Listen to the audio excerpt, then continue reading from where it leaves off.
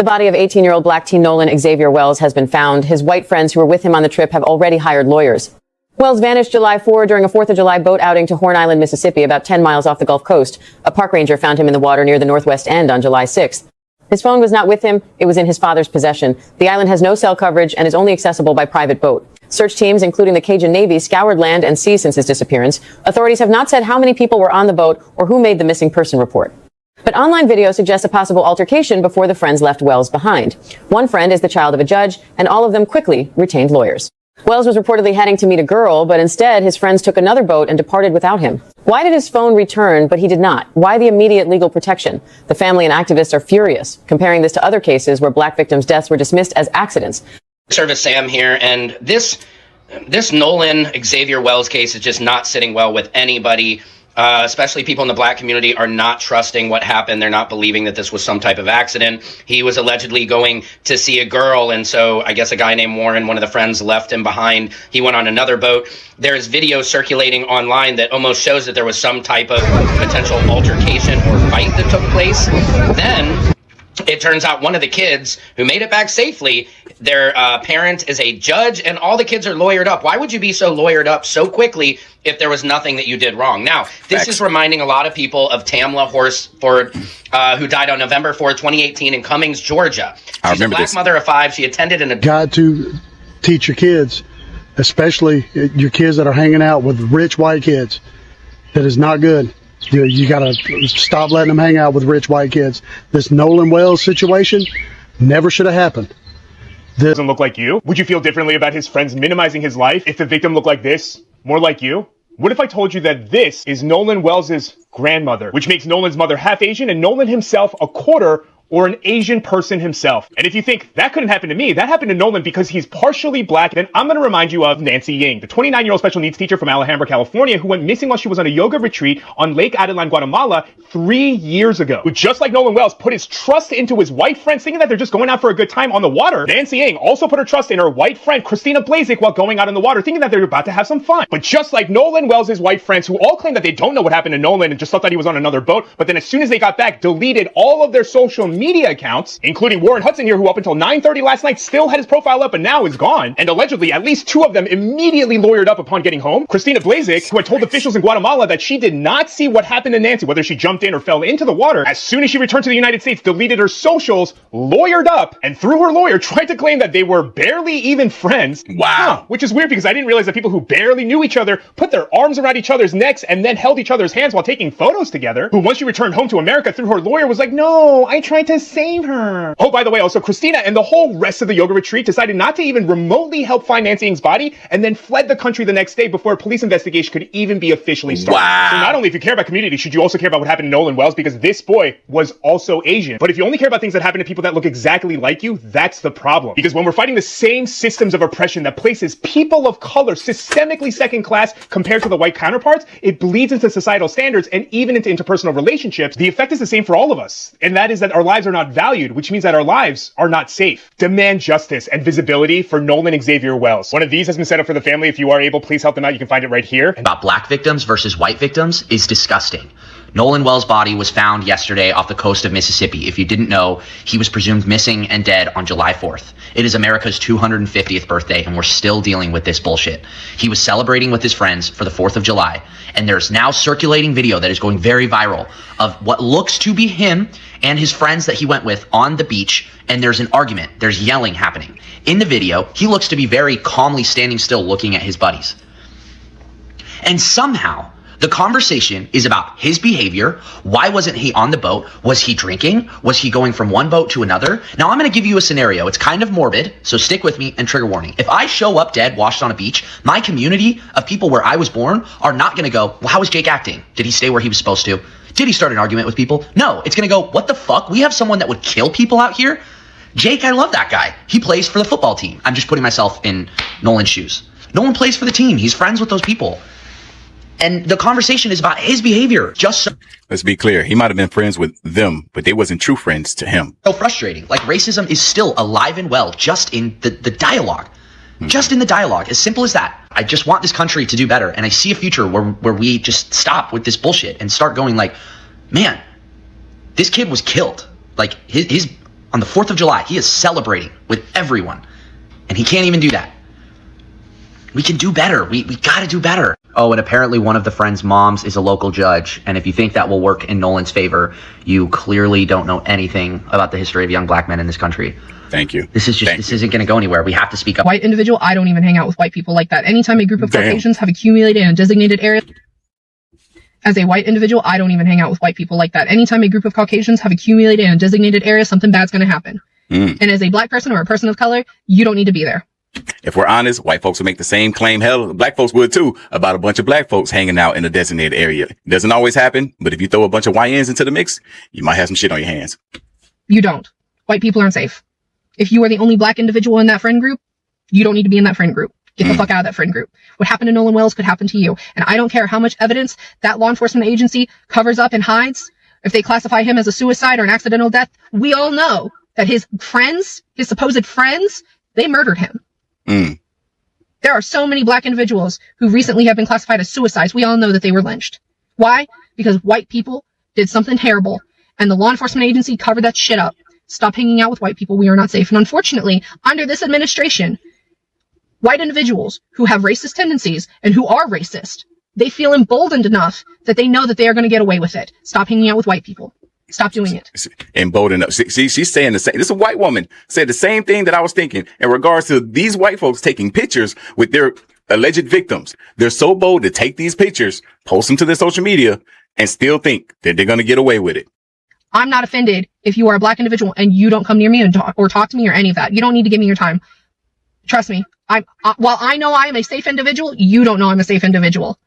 That's crazy. And while I try my best to outwardly say I am a safe individual, plenty of racist people say this. They watch, they hate, then they copy.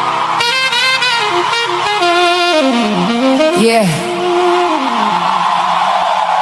It's deeper than the surface, deeper than the grind. I just want to know what's on a real man's mind. Let's build something sacred.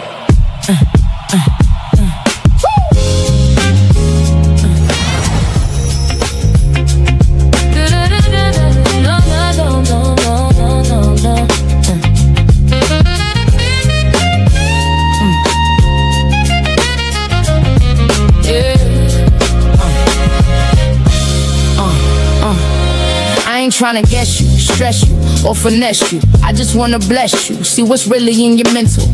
Not the armor or the mask that you wrestle, but that inner voice that whispers when it's gentle. Got my ears wide, heart open, no shade, no judgment in this room. You can lay your pain. Tell me what it's like to carry all that weight. Be the rock, the leader, but still feel the strain. Talk to me, king, I ain't here to fix, just here to feel, soaking every bit.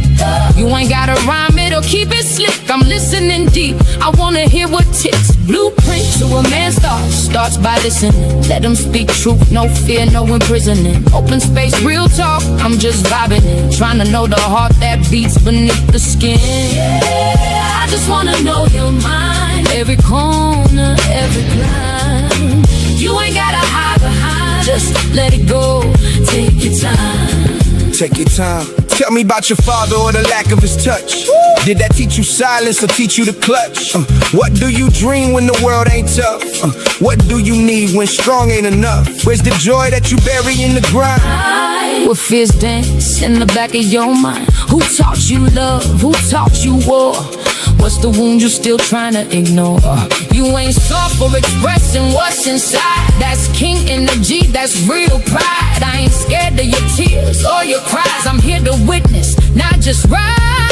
Blueprints, man's thoughts starts by listening, not by pushing, pressing, or conditioning. This space sacred, this bond glistening. Truth in your tone, I find strength in it. Yeah, I just wanna know your soul, not just what you control. This ain't no casual stroll. I'm here for the whole, yeah, the whole. No interruptions, no. Should've said, just say it raw, say it how it's in your head. Woo! You ain't gotta bleed, just speak your thread. I'll hold the story, every word you said. So when you're ready, I'm still here. A woman with ears that don't just hear. I build temples with your truth, 'cause no one, that's the proof.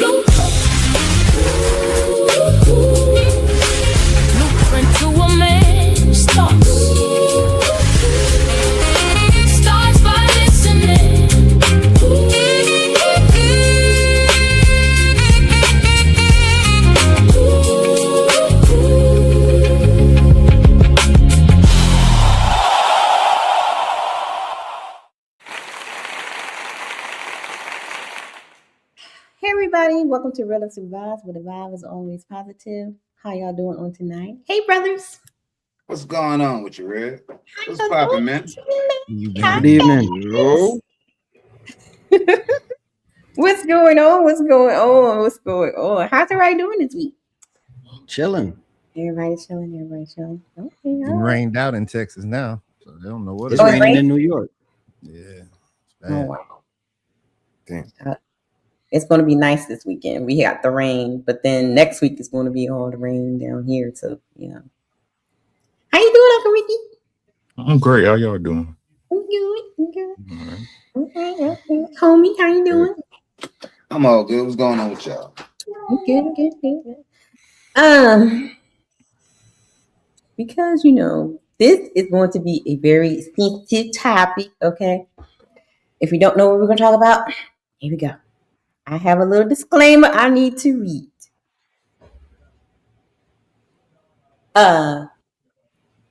This discussion is about discernment, accountability, bias, vulnerability, emergency responsibility, and how unresolved cases are discussed, not racial guilt by association. We are going to focus on, can Black Americans practice racial awareness and personal discernment without treating everyone of other races as a threat? Tonight, gentlemen on the panel, please be mindful of the language that you use so we don't get flagged, okay? We don't want to focus solely on the case on tonight, the cases that we're going to look at.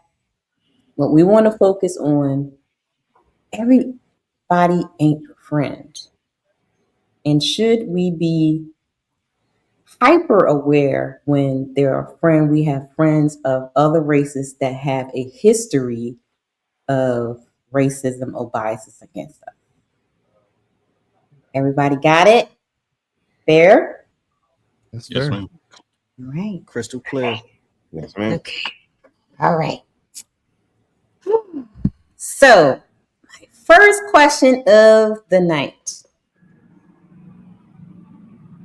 When I say I don't see color, what does that mean to you? When I say I don't see color, I just see character. I don't see color, I just see character. What does that mean when I say that? When you hear me say that, what do you think I'm talking about? I think you're you. trying to come up.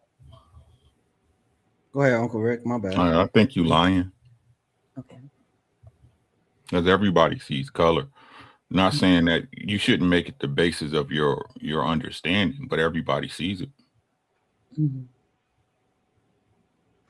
Okay. Anybody else? I think you're trying to come off as harmless. Okay. That's a good one. I've heard that before. Yeah. I Anybody agree with else? Uncle Rick. I Mhm. think you're lying. Because you're trying to fit whatever narrative that you created for yourself in your head, Mhm. and you don't want to face the reality of whatever the circumstances may be due to the maybe the constituents you have around you or any other given reason. But you can't act like you don't see color. You can't act like tribalism isn't a thing. You can't act like these things don't exist, Mhm. and they do. You know what I'm saying? Okay. Anybody else? Brother Jeremy? I see a master. I think it's disrespectful. You got it, Jeremy. No, I'll clean up. Okay. I think it's disrespectful because you strip somebody of their identity. If you tell me you don't see my color, like I'm Black, so what'd you see? Nothing. So you're gonna take away, something that identifies me, especially like recognizable, that you can just use your eye to do that. So I think it's very disrespectful, to say the least. Okay. Go ahead, Jeremy. I see a master manipulator. I see somebody that understands the game for what it is, and they're going to find a way to justify when to use your best qualities and when to use the negative qualities or the negative connotations against you. These people are not stupid. Whoever uses that, it seems like it's coming from a nice place, but understand they're not in the position to be able to look at you to even say that unless they're either coming from a Karen point of view, my friend is black, or from a leadership point of view. I just want you to do the best that you can do. It's a manipulator tactic. Mm-hmm. So I've heard this a couple of times, especially when things happen, when it has to do like, you know, something of a different race or something like that. I hear this a lot. Are Black people sometimes told they are making everything about race when they identify behavior that feels racially hostile? Are Black people sometimes told they are making everything about race when they are identifying behaviors that feels racially hostile? I hear that a lot, especially when you call it out behavior, you know, something that happened or whatever. And even some Black people will say, y'all make everything about race. How do y'all feel about that when somebody accuses you of doing that? For me, it's about context. That's becoming a saying that is now overused in most cases. But in the right case, when it's used, or I fit that wrong. In the wrong case, when it's used, it's kind of disingenuous. Because if something that's actually racial happens, you know, that's what it is. It's not making everything about race. If that's what happened, and let's address it and move forward. But if you don't address the issue is going to continue. So if the issue is indeed that's what we need to focus on. You can't say we just making it about race, but nowadays a lot of people tend to do that. Yeah. In every case that's racial now. Anybody else? I just believe I mean, people do that, but shit, people do a lot of stuff, you know what I mean? So like is deleting somebody racial? You see what I'm saying? Mm-hmm. Right? Is kidnapping somebody kid racial? No, it's the act that matter, right? Again, it's just about where you want to attach blame to. Mm-hmm. You see what I mean? And that's not saying that person didn't do it, right? But again, what I tend to see is, again, because it's a person of a different race, they want to attach that to because it's a person of a different race. Right.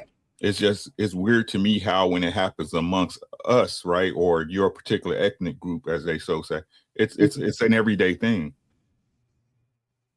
Right. Mm-hmm. Right.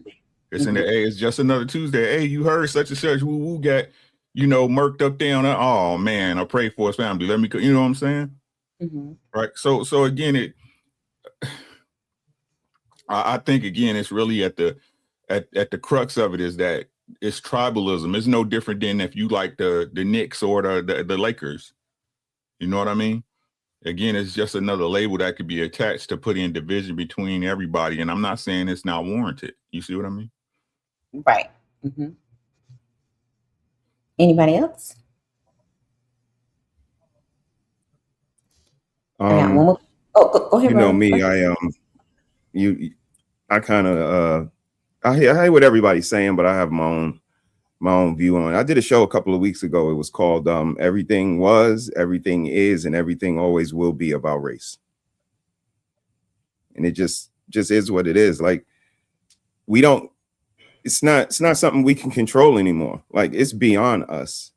And it's about race. No matter what happens, especially if it were a person of another race, popular opinion, the court of popular opinion is way more powerful than the Supreme Court. And people gonna see a white person and a black person got into something at the end of the day. Mm-hmm. And it's been like that since the beginning of time, and it's gonna be like that till the end. The only way I can predict future happenings is based on the past. And the past has been racial. So how I can think that, you know, it's going to be anything different in the future is idiotic. When we have terms like this, you know, I don't see color and all lives matter. I asked it when I first heard it. Are all lives still mattering? Like when the kids were locked in cages. Are all lives still mattering? When they say get those people out this country, is all lives still mattering? But when we said stop killing us in the street, stop shooting us down, that's when all lives started mattering. And that's what makes it a slap in the face, because all lives didn't matter till we said our lives matter. Oh, now we got to consider everybody. But that's what we've been doing since the beginning of time. Black people want civil rights. Oh, yeah, well, gay people want rights and women want rights. And everybody come on and get your rights on the coattail of black people. And that's all I see. Yeah, you got your little plight, but we got the original plight. The shit that was done to us was insensitive. And for y'all to say that systematic racism don't exist and this don't exist and that don't exist, I beg to differ. And when you can't go swimming with your white friends, I lived in one of them white towns and they wasn't that nice. They was more like what y'all seeing in these news. We're going to talk about it in a minute. You can't protect yourself at all times. And it's not to be a bigot, not to be just insensitive to all people, but you got to be cognizant. I'm not going to say conscious because y'all expect me to say that word. I'm going to say cognizant of your surroundings. And I land my plane. So something you said about your surroundings, right? Here's the question. Discernment, well, that's not the question, but this is a statement. Discernment evaluates behavior, context patterns, and risk. Prejudice reaches a conclusion about someone mainly because of their race. How do we, and this question is to you, brother, how do we separate the two when we're saying, making when you made that statement? Because sometimes people will look at what you're saying as being prejudiced. You get what I'm saying? So the pushback will say, well, he's being prejudiced because, he has this preconceived notion that because of what happened in the past or whatever. I'm just throwing out how people would, throw it back at you. How would you address that? The same way I address the dating world, they lack a certain maturity. Because again, I use the same tactics in the dating world. I operate with a certain cognizance. Like I understand what's going on around me, and then I judge based on past behaviors, the way other girls behave, the way other girls treated me, and then I, move forward accordingly. And I do that with my white friends. It's a certain level of love for self. I know these people genuinely have my best interests at heart. Like I just was reminiscing with Nikki. We lived in one of these towns. I've been at the club late till it had to close. I've been in the woods with my white friends and been the only black guy, but I'm a little bit different. My temperament a little bit different. So I didn't find myself in that situation. But again, I've lived in that town where the DJ came from the city to that town to DJ, and he did not make it back home to the city that weekend. He just, mysteriously drowned. And this is not anything new to almost somebody 60 years old. But all I'm saying is it's a level of maturity you have to have and a love of yourself to know when people have your best interests at heart and when they don't. And if you're not able to recognize that and able to value friendship and recognize quality of character in person, then, you might not want to go too deep into the water. No pun intended. Anybody got anything to say with that before I go to the next question? So, can a person enjoy Black culture while still holding prejudice against Black people? Yes. Uh-huh. They do it all. Yes. People do. I was about to say they. That's a bad word today. People do it all the time. Right? It's compartmentalization, right? You can be racist and like Michael Jackson. Right. Yeah. You see what I'm saying? So it's like I hear what everybody. But that's what they be saying, right? Well, I like Black music, blah blah blah. So I can't be racist.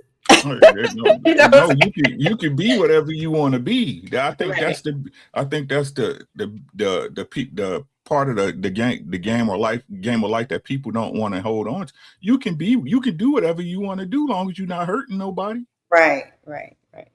You see what I'm saying? So like when it comes to these situations, especially ones that's been arising, like I said, we talking about being aware. Don't put yourself in just don't do it.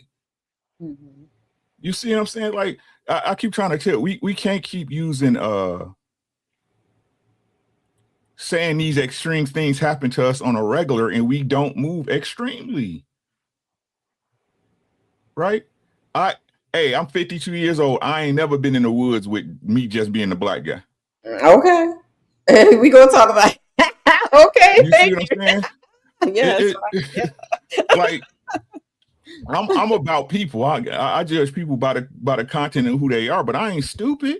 Right. You see what I mean? So it's like you got to be smart. You got to be smarter than that. That's all. You got to be smarter than that. Right. And as far as what's going on with these things, I keep trying to tell you. I mean, I have a good eye on things when I hear a story. You know what I'm saying? I can kind of put two to two together fairly quickly. Be like, you know what I'm saying? But I've been wrong before. Wait till the investigation over with. Right. But like I said again, if it don't come out the way you want, the people racist, right? You see what I'm saying? So like again, if you don't want to be at the mercy of these so-called systems, you need to minimize your associations. Right. Yeah, we're gonna talk about it. Yeah. That's all I got on that. I'll talk about it. We're gonna talk about it. And it was what you just said, brother, that you just didn't put yourself like you would never be in. I thought back to when my parents put me in this when I say I was the only black girl there for like the first 2 years in upstate mountain area New York by myself with these people because it's prestigious school, you know. But it ain't nobody was my color. And I'm looking back and I was like, man, my parents threw me through the lions then. It's like, oh my God. You know what I'm saying?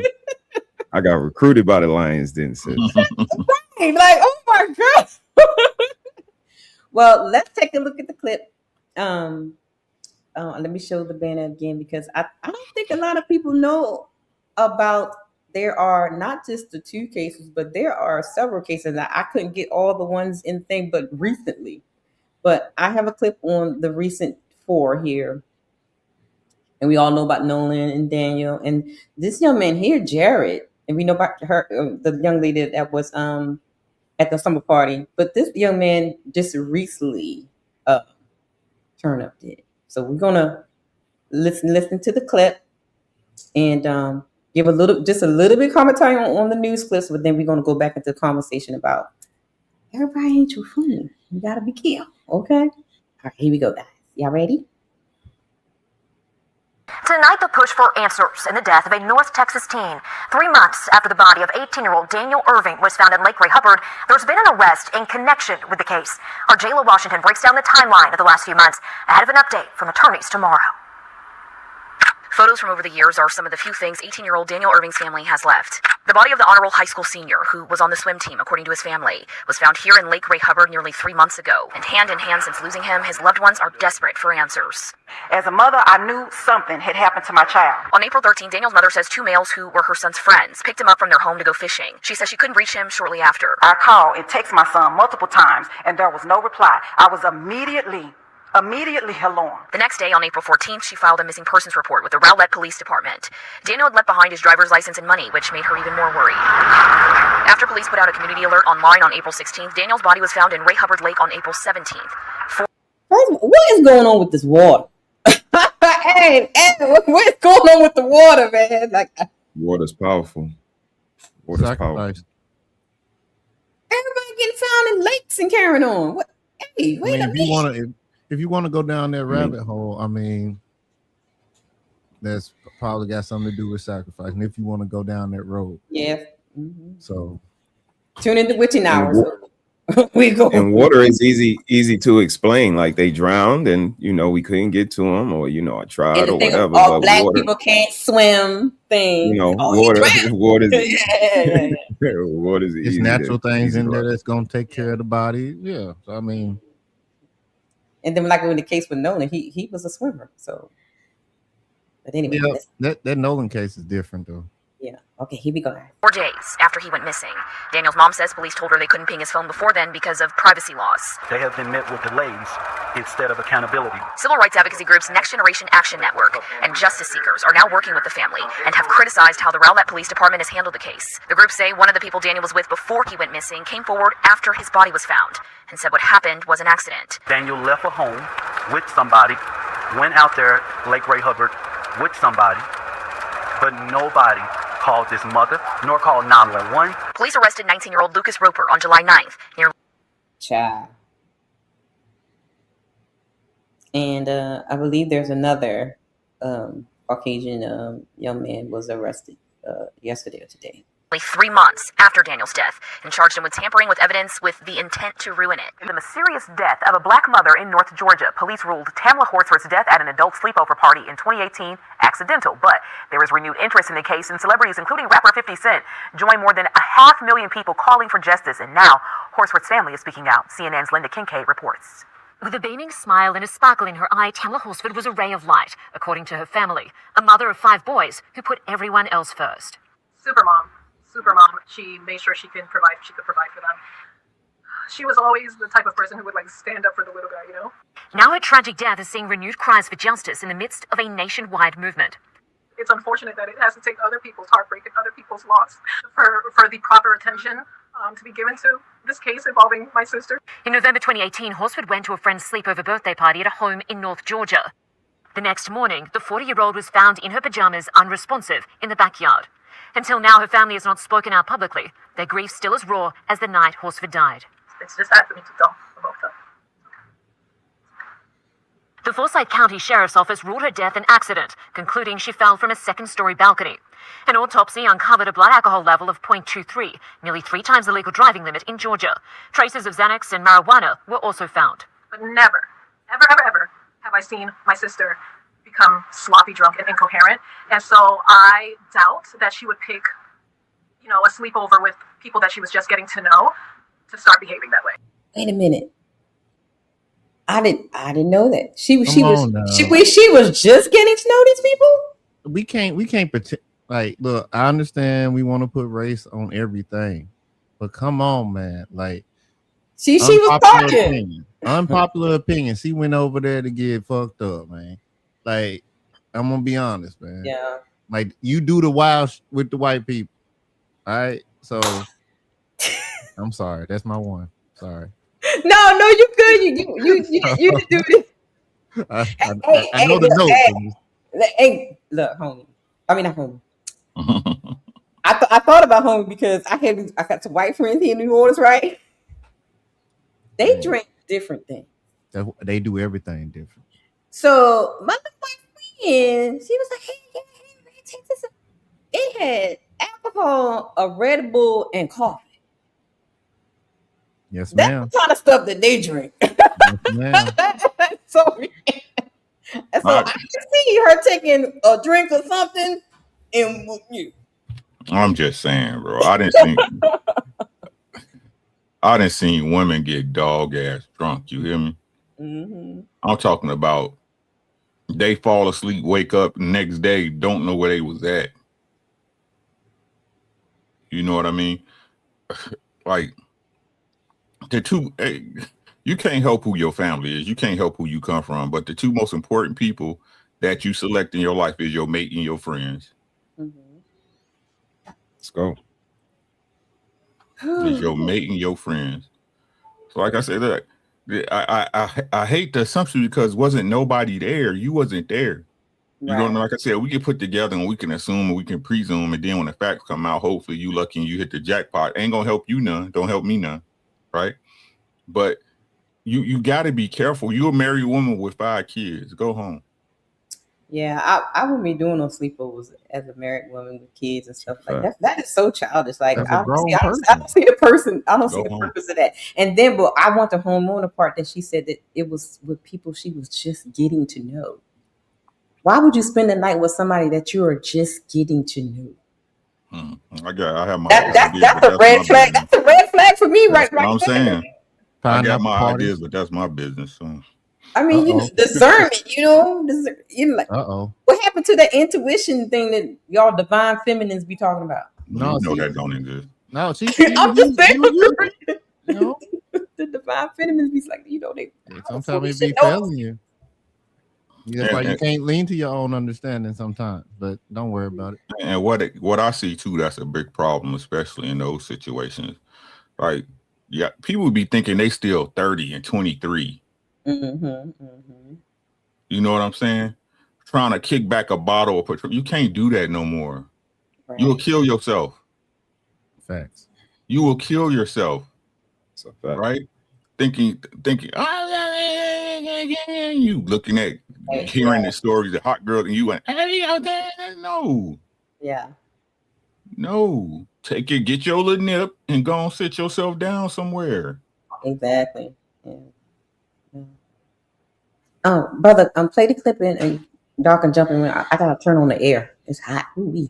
The attorney for Horsford's family says despite repeated requests, police never provided any autopsy photos.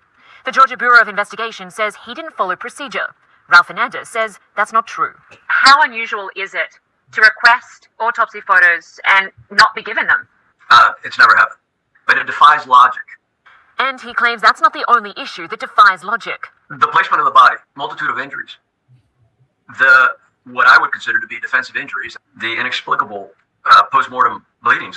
The sheriff's office says it conducted a thorough and comprehensive investigation. But Fernandez believes there's a strong possibility Tamla Horsford's death was a homicide. There were numerous inconsistencies in a series of statements, the disposal of evidence, the relationships between the parties. Across the US, the case has sparked a huge petition, with celebrities like Kim Kardashian and 50 Cent also calling attention to the cause. I think people are just tired of seeing, loved ones being taken so senselessly. After the public outcry, Georgia authorities reopened the investigation at the request of the sheriff's office. But the family is not satisfied. We just want justice. Boys, I just need justice. We need answers that make sense. None of this makes sense. None of it. A black man found dead in the woods during a trip with his friends. Put a full mask. I'm taking you to Michigan. So the Michigan State Police, they said a 28-year-old Gerard Jackson of Illinois was reported missing on June 29th after attending the Electric Forest Festival with a group of friends in Rothbury, Michigan. His body was later found in a wooded area near his parked rental vehicle. His family disputes investigators' preliminary findings. We're going to get into that. Here's your scenario. Earlier that morning, troopers responded to Jackson's campsite after he reported an alleged criminal incident involving a friend. After interviewing those involved, these investigators concluded no criminal incident had occurred, and Jackson reportedly left the venue shortly afterward. Authorities said Jackson left behind his cell phone and other personal belongings. His rental vehicle was later located in the Rothbury area with his wallet and keys inside before officers discovered his body in nearby woods. According to investigators, prelim findings indicate Jackson died by unaliving himself. And police said, also in this case, there is no evidence of foul play.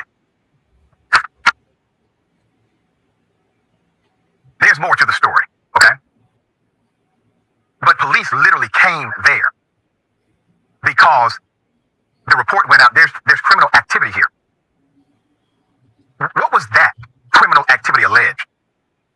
And why did you not conclude a crime had taken place?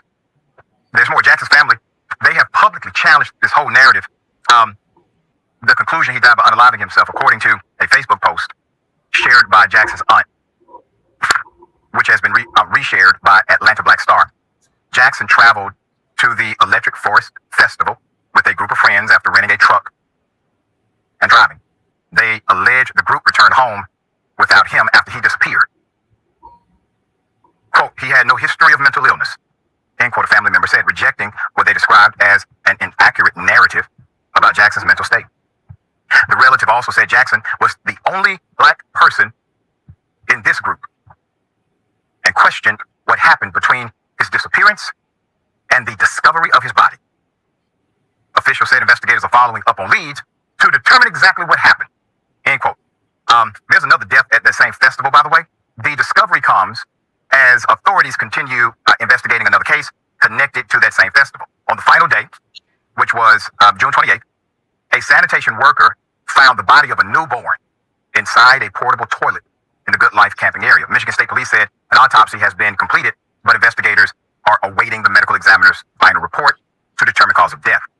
Officials have not released information about the baby's race, gender, or health before the discovery. Police said no arrests have been made in connection with the infant's death. The authorities have not identified any suspects or persons of interest. At least they're not saying the infant unalived himself. I'm not making light of any of this. It's an insanity for anyone to believe that these investigators have actually done due diligence to come to these conclusions. And if you look at the narrative between the first report in reference to the young Mr. Nolan at an island and this report, you will see the investigators utilize the same damn language. Look at it. We have no evidence of. We can find no evidence of foul play. So what evidence of unaliving himself did you find? Oh, there's no evidence of that either. He's just dead. But you have concluded he unalived himself, but there's no evidence of that. All right. So we're going to stay on top of it. As a matter of fact, we're going to probably do a little more. This is insane, extreme, and obviously not on our watch will it become a trend. All right, we'll bring up this as they come. All right, guys.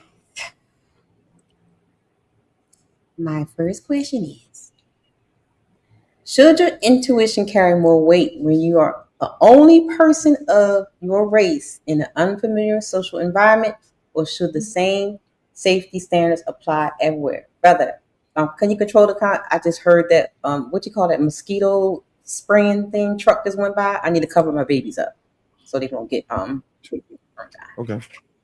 No problem. Jeremy, what you got, man? And then we'll go around. All right. So intuition. So they carry more weight when you're on a person. Unfamiliar social environment. It's just the same safety standards apply everywhere. So I actually believe that the same safety standards should apply everywhere. I don't care whether I'm around a group of black individuals or white individuals. I assume that a group of individuals that I don't know could potentially pose a threat. That doesn't mean I'm gonna walk around scared, but that means I'm gonna definitely pay attention. Also factoring in where you are in the environment. So yes, I think you should have the same safety standards, and I think that's where people mess up. I think that people get comfortable. And when they get comfortable, they get familiar, fall into a routine, then the next thing you know, you done fell into a problem. Or you're either not socially aware, which means you go everywhere doing the same thing. Head down in your phone, going into a gas station you ain't never been in before. One example. So no, I think you should keep your safety standards the same. It doesn't matter where you are going. It matters what's going on around you. You know how they say when you defensive driving, you're not driving for yourself, you're driving for everybody else on the road. Adopt that. Pay attention. Read the room. But we'll get into that a little bit more later. But that's my opinion on it. No doubt. CEO, it's on you, man. Yeah, I think you should be aware of your surroundings everywhere.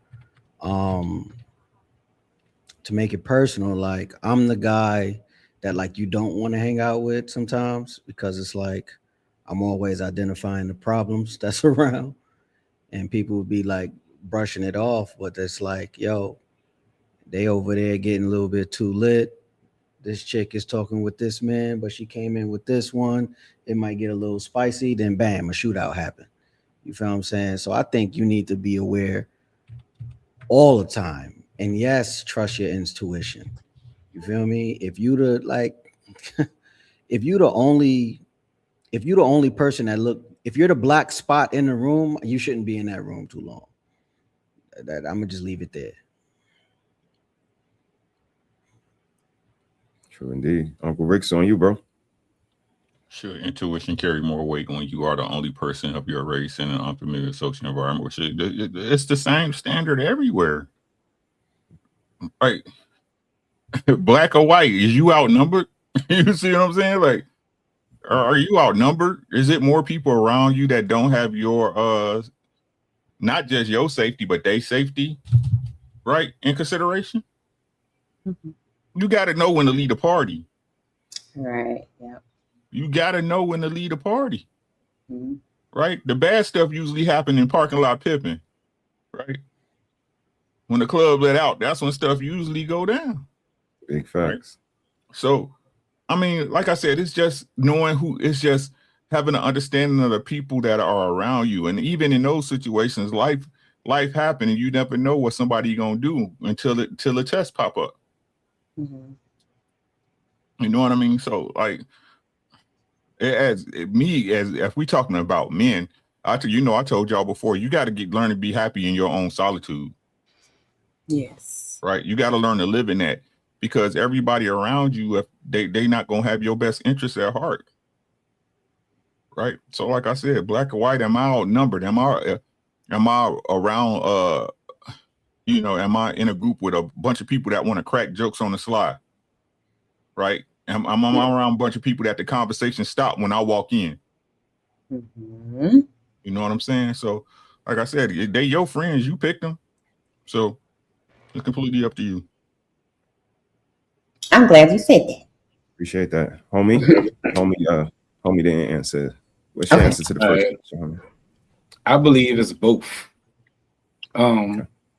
Like everyone said, those rules shall apply all around, period.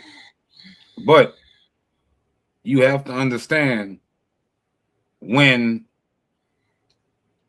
a certain outcome won't be the same for you as everyone else around you at the time.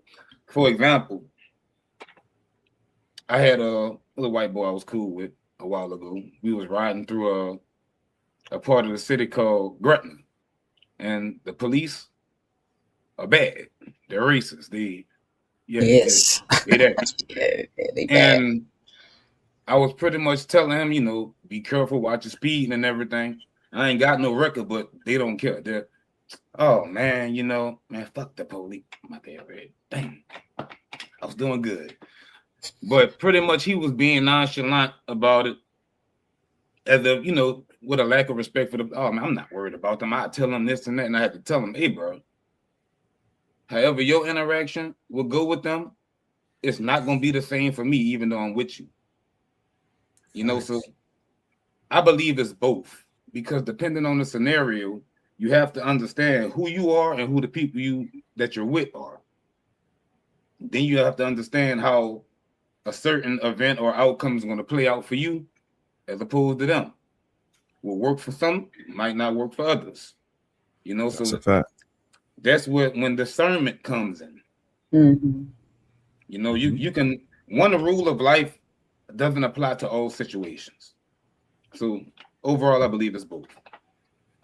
And again, that discernment, being able to see.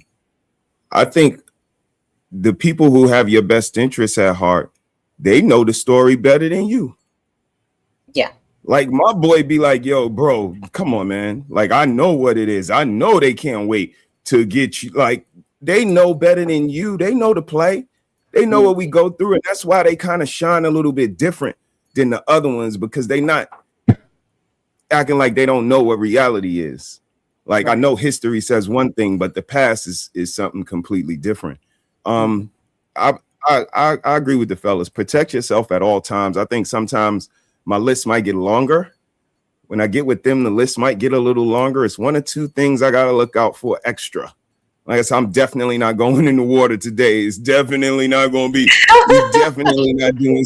Like, yeah, nah, bro. Definitely not more than 2 drinks. Like, so the list just gets a little longer, but I agree with the fellas. It's pretty much the same awareness at all times, and it gets like that with our people too. Like CEO said, once you see things dusting up, yeah, it's time to start governing myself accordingly. But again, that cognizance, I think, is, you know, the key. And if you don't love yourself, if you're not mature enough to, like bro said, you leave at a reasonable hour before it get crazy. Like, some of these things are just self-explanatory, but if you don't listen to self or have knowledge of self or give a fuck about self, you're not gonna pay attention to none of that. I like to add one thing. When we're with our people, we know what to expect. We know what can go wrong. We know what signs to look out for. Is it that black and white if we're with a different ethnicity? You think so? Yes. I don't believe it is. so. Yeah. I don't believe I could read the room the way I could read the room. No, look with black people. Yeah. Okay. So like with the stories we've been seeing, you know, it looked like an innocent trip of, you know, all of the stories, and then some unfortunate events happen. We don't have all the details, but you don't normally see black people going on trips like that, right? See, but this is what I'm saying. The difference, right? Again, experience is the best teacher in the world if you're paying attention. So let me walk you through a scenario, right? Not a scenario, but so I look at it like this. Okay, and this is what I'm saying. So if these things we say happen, and one time's too many, you know what I'm saying? You only got to die once. You hear what I'm saying? Yeah. One time's too many, right? So we have all these examples, and you continue to deal with these people. You see what I'm saying? That means you should already have a certain thing, a voice in the back of your head already telling you, hey, I need to get out of here early. I ain't gonna be here all night. I don't know what these people do. I don't know them like that. You see what I'm saying? Right? Hey, I'm ready to go. Stay. Nope. Yeah, if you want. No, I'm not staying. Right. Yeah. I got it. Right. I'm not staying. Right. If they cool and y'all just partying and hanging out, they ain't gonna have no problem with you leaving. Leaving when you want to. But hey, Rick, no. But let's be realists, right? Let's be real human beings and real grown-ups. I tell these people all the time, like, when things like this happen, right? Like I said, I told y'all I've been assaulted. I dang near died, right, on the table, right? It's not no warning most of the time. That's what people don't understand. Like, there's this escalation of things that happen. No, sometimes stuff, it just happens to you, right? So again, if y'all had these understandings, and again, what y'all really think is that y'all untouchable, that it'll never happen to you, that it'll never be at your doorstep, right? If y'all was really as fearful, if y'all was really as handcuffed as y'all say y'all are, y'all wouldn't be doing the things you do. Right? I know not to be around a bunch of people that I don't trust, don't have no understanding, because I almost was out of here. Right? I know not to be around somebody who they temper just flip for no reason. You know why? Because I experienced it and I know what happens. That's how I keep telling y'all. That's how I know none of y'all really went through nothing. Nothing really happened to y'all. Y'all privileged. Right? If you've never experienced violence, you're a privileged person. You know that, right? Yes. That's a fact. Right? So again, y'all say y'all have these understandings, but y'all really don't, because y'all think y'all Superman and Supergirl, which was an awful movie, by the way. Oh no. Oh my goodness. You answered your question, homie? I understand what he's saying, pretty much. And I'm saying that because, yeah, once you fill a person out, you know if you don't know them well enough. So common sense should kick in for you to not allow yourself to be put in harm's way based off you not knowing them. But I was just speaking on the cultural differences of how you can telepathically see what's happening amongst your own people, and predict how things is about to go as opposed to another race of people. But what he said kind of trumps that, because if you have the common sense, you won't even put yourself in a position to find out. Right. Or if you've seen Roots.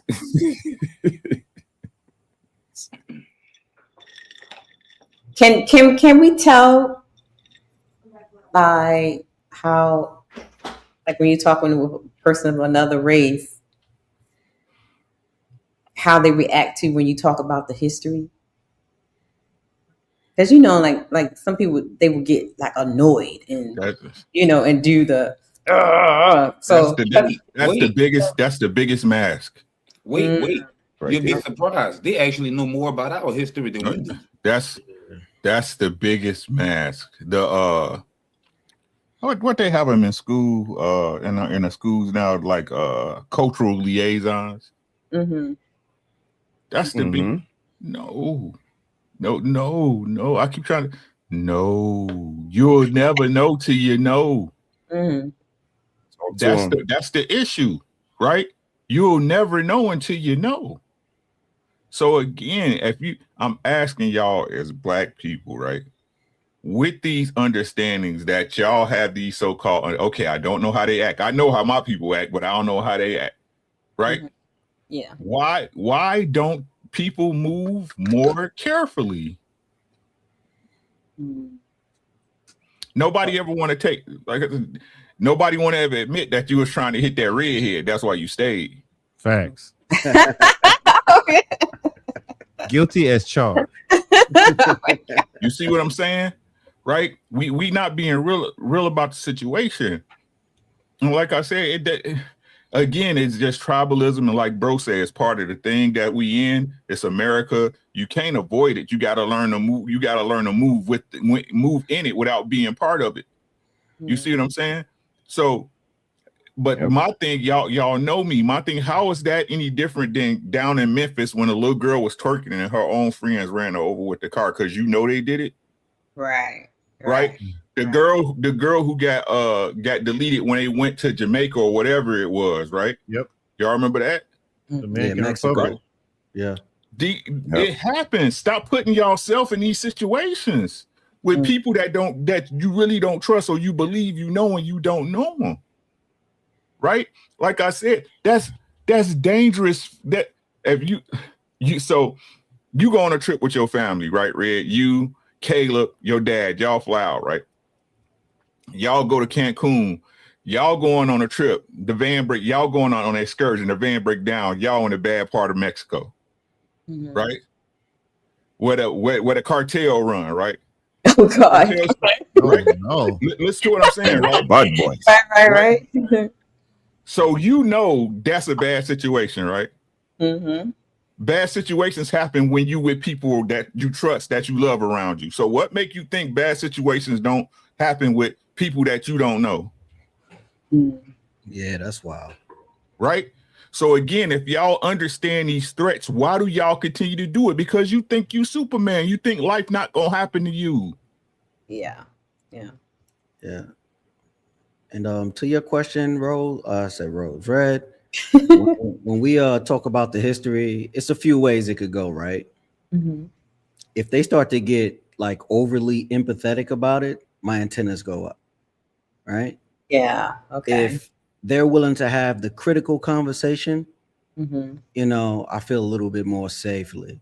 And then you got the guys or the people that'll get angry and all that, because it's in reality it might be showing them in a bad light. But the overly empathetic ones, yeah, I start to be like, yeah, it's time to go, because I see that as a disarming tactic, right? We grow to learn that the how they said the devil gonna come to you with gold and diamonds and shit, right? You feel me? To try to lure you in. So it's like when they start to get overly empathetic, yeah, it's time to go. What do you feel about the ones that say they don't like white people themselves?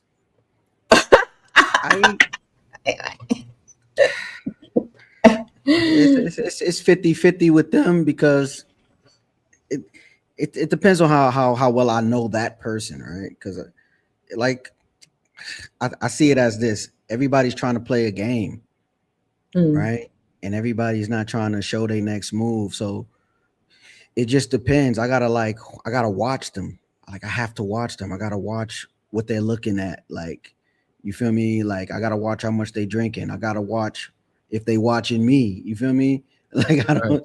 It's 50-50 with that. You feel me? But them overly empathetic ones, yeah, I gotta go. The number one sign you in a bad situation. Let's do what I'm telling you. That was the question. I was going to ask what's the warning This sign. is free game for you rookies, right? when they trying to convince you to do something you don't want to do. Mm. That's the number one. That's the number one sign. Mm-hmm. I don't feel like drinking. No, come on, take this drink. Da da da da da da. I don't smoke. No, come on, hit this weed. No, no, no, no, no. Mm-hmm. It's time for you to get out of there. Yeah. It's time for you to leave. Somebody going out of their way. Y'all supposed to be partying and kicking and have a good time, relaxation. You know what I'm saying? Relax your mind, let your body relax type shit. And they trying to convince you to do something you don't want to do. Mm-hmm. It's time for you to get out of there. I'll see y'all later, or maybe y'all won't. Mm-hmm. Yeah. Facts. So that was my next question is, what are some of the warning signs for you guys? Like controlling conduct, racial jokes, isolation threats. What are some warning signs for you guys? Peer pressure. Like Uncle Rick said, peer pressure is a big sign. You know, Mm-hmm. Too much drinking. Right? When they start taking clothes off. Right? That's a good one. God damn. What the That's a good one. Yeah, like, you know, he had a button up on. Now he walking around in a wife beater. Starting to see tattoos. Necktie on his head. Yeah, it's getting crazy. It's getting too wild. It's drinks at the party, but he got his own personal. What's that? He got his own flask. He got one of these. Yeah, that's crazy. Yep. Yeah, those be the wild ones. Yep. Jaeger bomb drinking ass niggas. Mm-hmm. Ain't nothing but Jaeger bomb in there too. The nasty stuff. Like it's syrup. Yeah. Oh my God. Okay. Mm-hmm. But for me, it's the typical tropes and the epithets. You make everything about race, bro, and like once that starts to come out, like now we dealing with a different monster, because again, it's disrespectful, and it's definitely gonna lead somewhere. So you better be ready to go the whole way or just tap out. Right. Anybody else? I would say, if we're gonna keep it 100, when the women are not afraid to touch you. That's every party I'm at. I swear, I was a basketball player, man. Don't even worry about it. Get around. I won't say it now. That's crazy. Nah, good call. Yeah. Like when they actively like are leaning on you, and the dudes are right there, and they want you to stick around, and the dude is cool with it. They want some strange things. That's what I'm saying. Like, so that's just one of my flags personally. When they start getting too friendly, it's probably time for me to go. Yeah. You know what, Jerry? It's funny you say that, because I was in the University of Alabama when Deshaun Watson beat him for the title, right? And it was we were surrounded by like 3 of like really nice looking white girls, right? And they getting all friendly with us and all that. And then like we taking pictures, but I'm noticing every picture is more white boys in the background, right? So we swiping through the pictures, and I'm like, yo, look, y'all, look, 3, 5, 8. I said, yeah, it's time to go. You feel me? We got to get back home because they being too friendly and they surrounding us. Yeah. Let's talk about this. Trusted, tolerated, or tokenized. Ooh, that's a good one. So I got a question.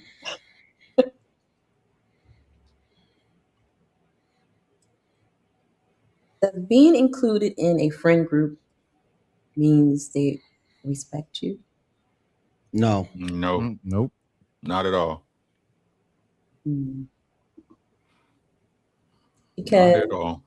Because I'm, listening to the YouTube streets and a lot of the Anton content creators.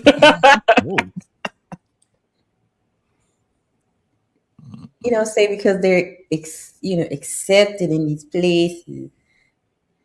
But I just say, you're just being tokenized, in my opinion. So what do you guys think about those, like, the people that feel like just because these people like me, they listen to me, or they patronize my content or my store or whatever, these people respect me. I don't even say like me, but they respect me. I don't see them as respected. What do you guys think? I agree. It's just tokenized. Mm. Because who better to talk shit about black people but black people on a white network? Right. You get your opportunity to come up there, and that's what you decide to do. You can talk about anything else, and that's what you decide to do. Put the words back up there, Red. Mm-hmm.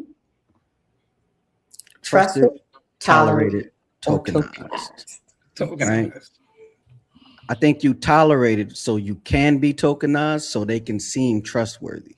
Go ahead, Thea. Right. And Okay. and that goes as far as these networks. That goes as far as these people that like to come slumming to say that they have a friend like he said, a friend like homie, a friend like Jeremy. You know what I'm saying? So it makes them seem trustworthy, right?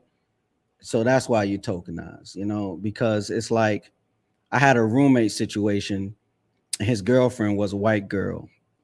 And when I kicked him out, she was like, I wanted them to leave. And I said, I'm gonna have to call the police. She looked me dead in my eye and said, who you think they're gonna believe? I am a white woman. And I said, oh shit. Like, you dead right. But you can get out of here too, right? I turned on my cameras and got them up out of there. But like, I think all three of those words feed into each other in any given situation when dealing with someone from another race. Anybody else? I think that being tokenized is almost like being the trophy wife for that group. Let me explain.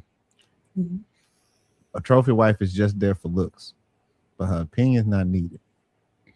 It's the amalgamation of just being able to say, I got a baddie. That's what happened when you get tokenized, gentlemen. Your opinion doesn't matter. Yeah, they don't care what you think. You just there as the black friend, right? Damn. Tolerated is what most black men are, or black people are at work. Right. We're tolerated because you can't do the job without us. So you gotta let us rock just a little bit. Because if we all called out, or if one called out, it's over. As far as trusted though, I really think that comes with a relationship like the Fox and the Hound. Y'all remember that cartoon, that movie? Yeah, I got the VHS. Yeah.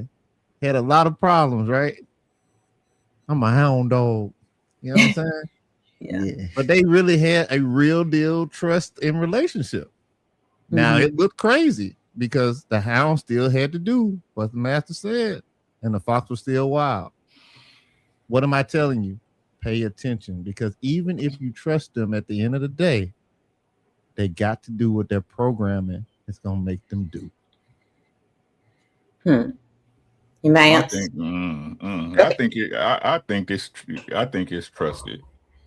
Hmm. If I'm gonna keep it 1,000 with y'all, I think it's 100% because you trust people to do what they gonna do. Okay. Yeah. You trust people to do it. Look, outside of family and people that you spread your emotions to, right? It's all utility.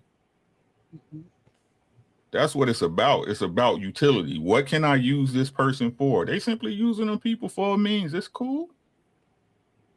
Right? But we can go back to the old conversation we had. Hey, what's your word worth? Right? What's your honor worth? Yeah. That part. You see what I'm saying? I mean, the game is the game, y'all. It ain't gonna change because you here. Facts on that. Right? Like I said, yeah, shout out to welcome to the good life. Is your life good? Y'all don't hear me. Everything costs something, even that money. Yeah. Even that money costs you something. It ain't free. Right? So like I said, people only let us see what they want us to see. We only hear what they really want us to hear. At the end of the day, it's gonna be what it's gonna be. So just trust them to be who they are. Trust them to be who they are. Right? Like I said, so if the program is so big, then you should have an understanding that among the people, it's only a few of them that really rock like that. Facts. Right? So again, if you have this understanding, why do y'all continue to entertain them? Why do y'all not limit y'all interactions?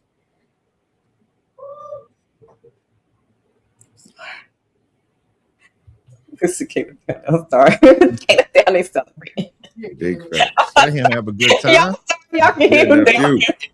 Right. Get it, nephew. That's right. He done took over my room. Enjoy yourself. He can't do nothing to you right now. I know, right?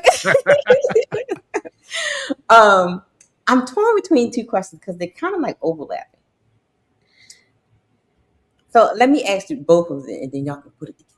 All right. First one says, is there a difference between wanting a healthy interracial friendship or desperately seeking validation or approval from another racial? Yes, of course it is. And then Yes.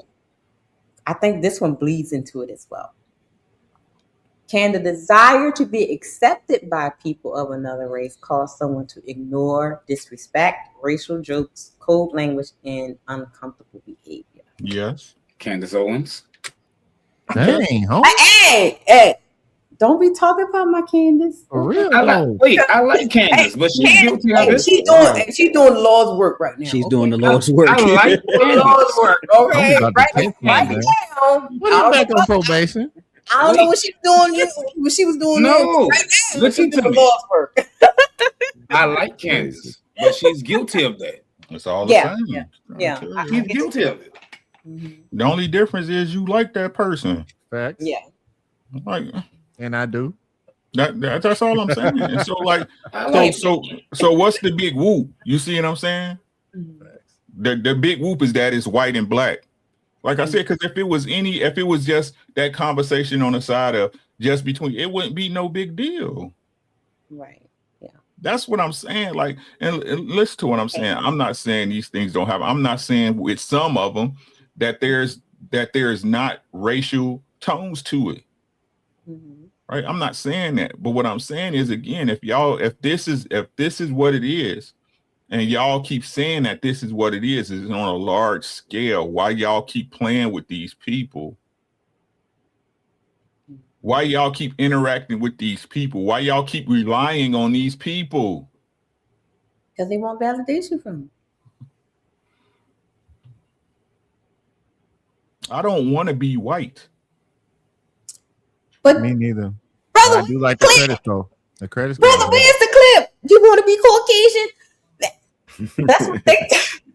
Where's the clip? You want to be Caucasian? You want to be Caucasian, brother?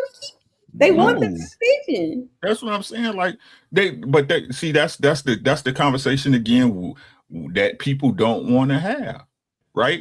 Again, they got so when it come down to the real of it, right? Again, y'all want to put us on standards that apply to them for a system that was established, since antebellum. You know what I'm saying? So you got the same expectations of me without the structure, without the history, right? Without the comeuppance and everything that they, so like I said, the problem is that these people have our people have been programmed to look at these people as they are above us. I don't do that. I judge them just like I judge niggas. You see what I'm saying? What type of person are you, right? You got it. I'm telling y'all, if y'all would have knew me when I was 20, y'all be like, this dude is crazy. You see what I'm saying? I didn't associate. I didn't talk. Like if a white boy said something to me, it was like MJ. I'm gonna make something in my mind to make it look like this boy said something bad to me. That's the type of dude I was. I told you I love to scrap. I love to scrap. I love to scrap. Right? But until you say, hey, I'm going to give this person an actual chance to show me who they are. And that's not saying I didn't meet some white boys or white girls that wasn't racist. I'm not going to say that. That'd be a lie. Right? But for me to judge everybody in their race on this certain scale, right? When I haven't had the chance to meet and interact them, I'm not giving nobody a fair shot. Me included. That's fair. Me included. Right?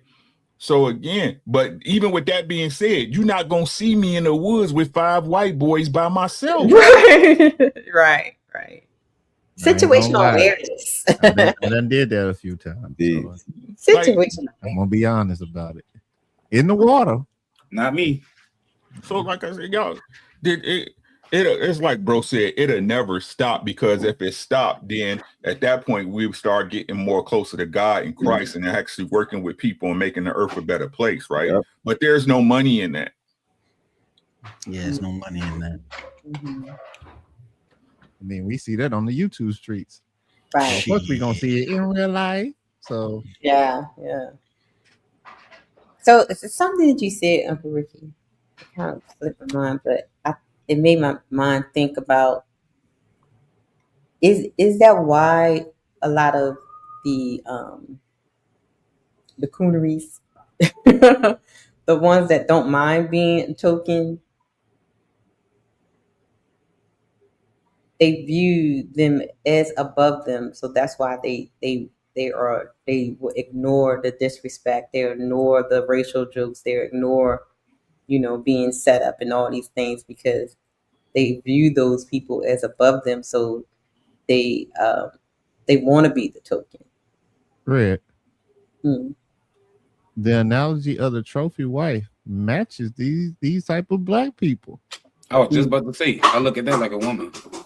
Because that woman is gonna be subjected, objected, talked bad to, and she gonna smile. He gonna be sitting in the same room with his friends talking about, man, she got some mad got 4 billion. And she's gonna be like, right. Yeah. Hey man, this guy gave me my in card. I can call him nigga. Ain't that right, my nigga? See? Same thing. So no, I mean, you give a piece of yourself away to become a statue. You really got to think about it. Do you want to be an Oscar? Do you really want to sign off on some people you don't really know so that they can be a part of the cool? Because keep it 100, that's what's really going on. You validating them, just like the bad woman on the fat dude's arm is validating them. Same thing. So what you really want to be?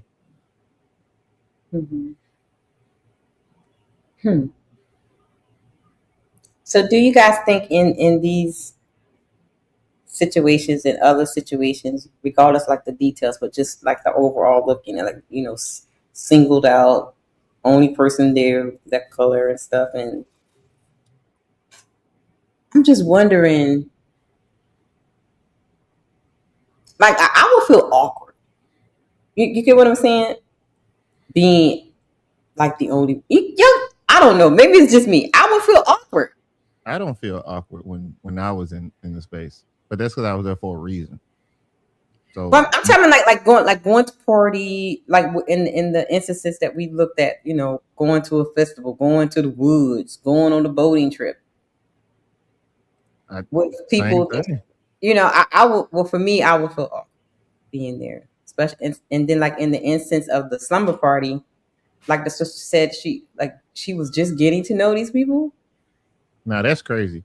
and you don't bring along someone that that know with you. You're like, yeah, we going, you know what I mean? So I don't know. No, see, this thing weird. But see, this is what I'm saying, right? So what they comfortable because they did it before. Okay. You see what I'm saying?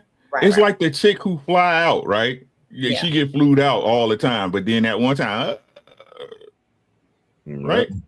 Yeah. Like I said, these, if we're talking about en masse, general population, the consensus, these things we see, again, I'm not saying they don't happen. I'm saying they're minimal, right? That's what I'm saying. They're minimal. You're more likely to get deleted by someone of your own race than you are someone of another race. Right. Yeah. Right. So again, I keep asking somebody, y'all know me, I'm trying to find the truth in everything we talk about. Somebody lying. Right. Right. How many stories have you heard of black girls and white girls going out partying, tearing up town, right? Nothing ever happened. Yeah. Right. So again, race is just something to put on it to try to put blame to make it worse for the person who did it. And like I said, in the situations they show, y'all don't even know for real. We don't know. We don't know. Right? It's like the Carmelo Anthony thing. I don't look at it as a black. I looked at it as he killed another kid. Right? He killed another kid. No matter how y'all want to look at it, okay, fine, whatever. Whatever you got to do to make yourself sleep at night, cool. Right? But he killed another kid. And like I said, I understand these things exist, but the problem is, right? We've been so programmed to see them that way. When are you going to stop seeing it that way? Right. Yeah.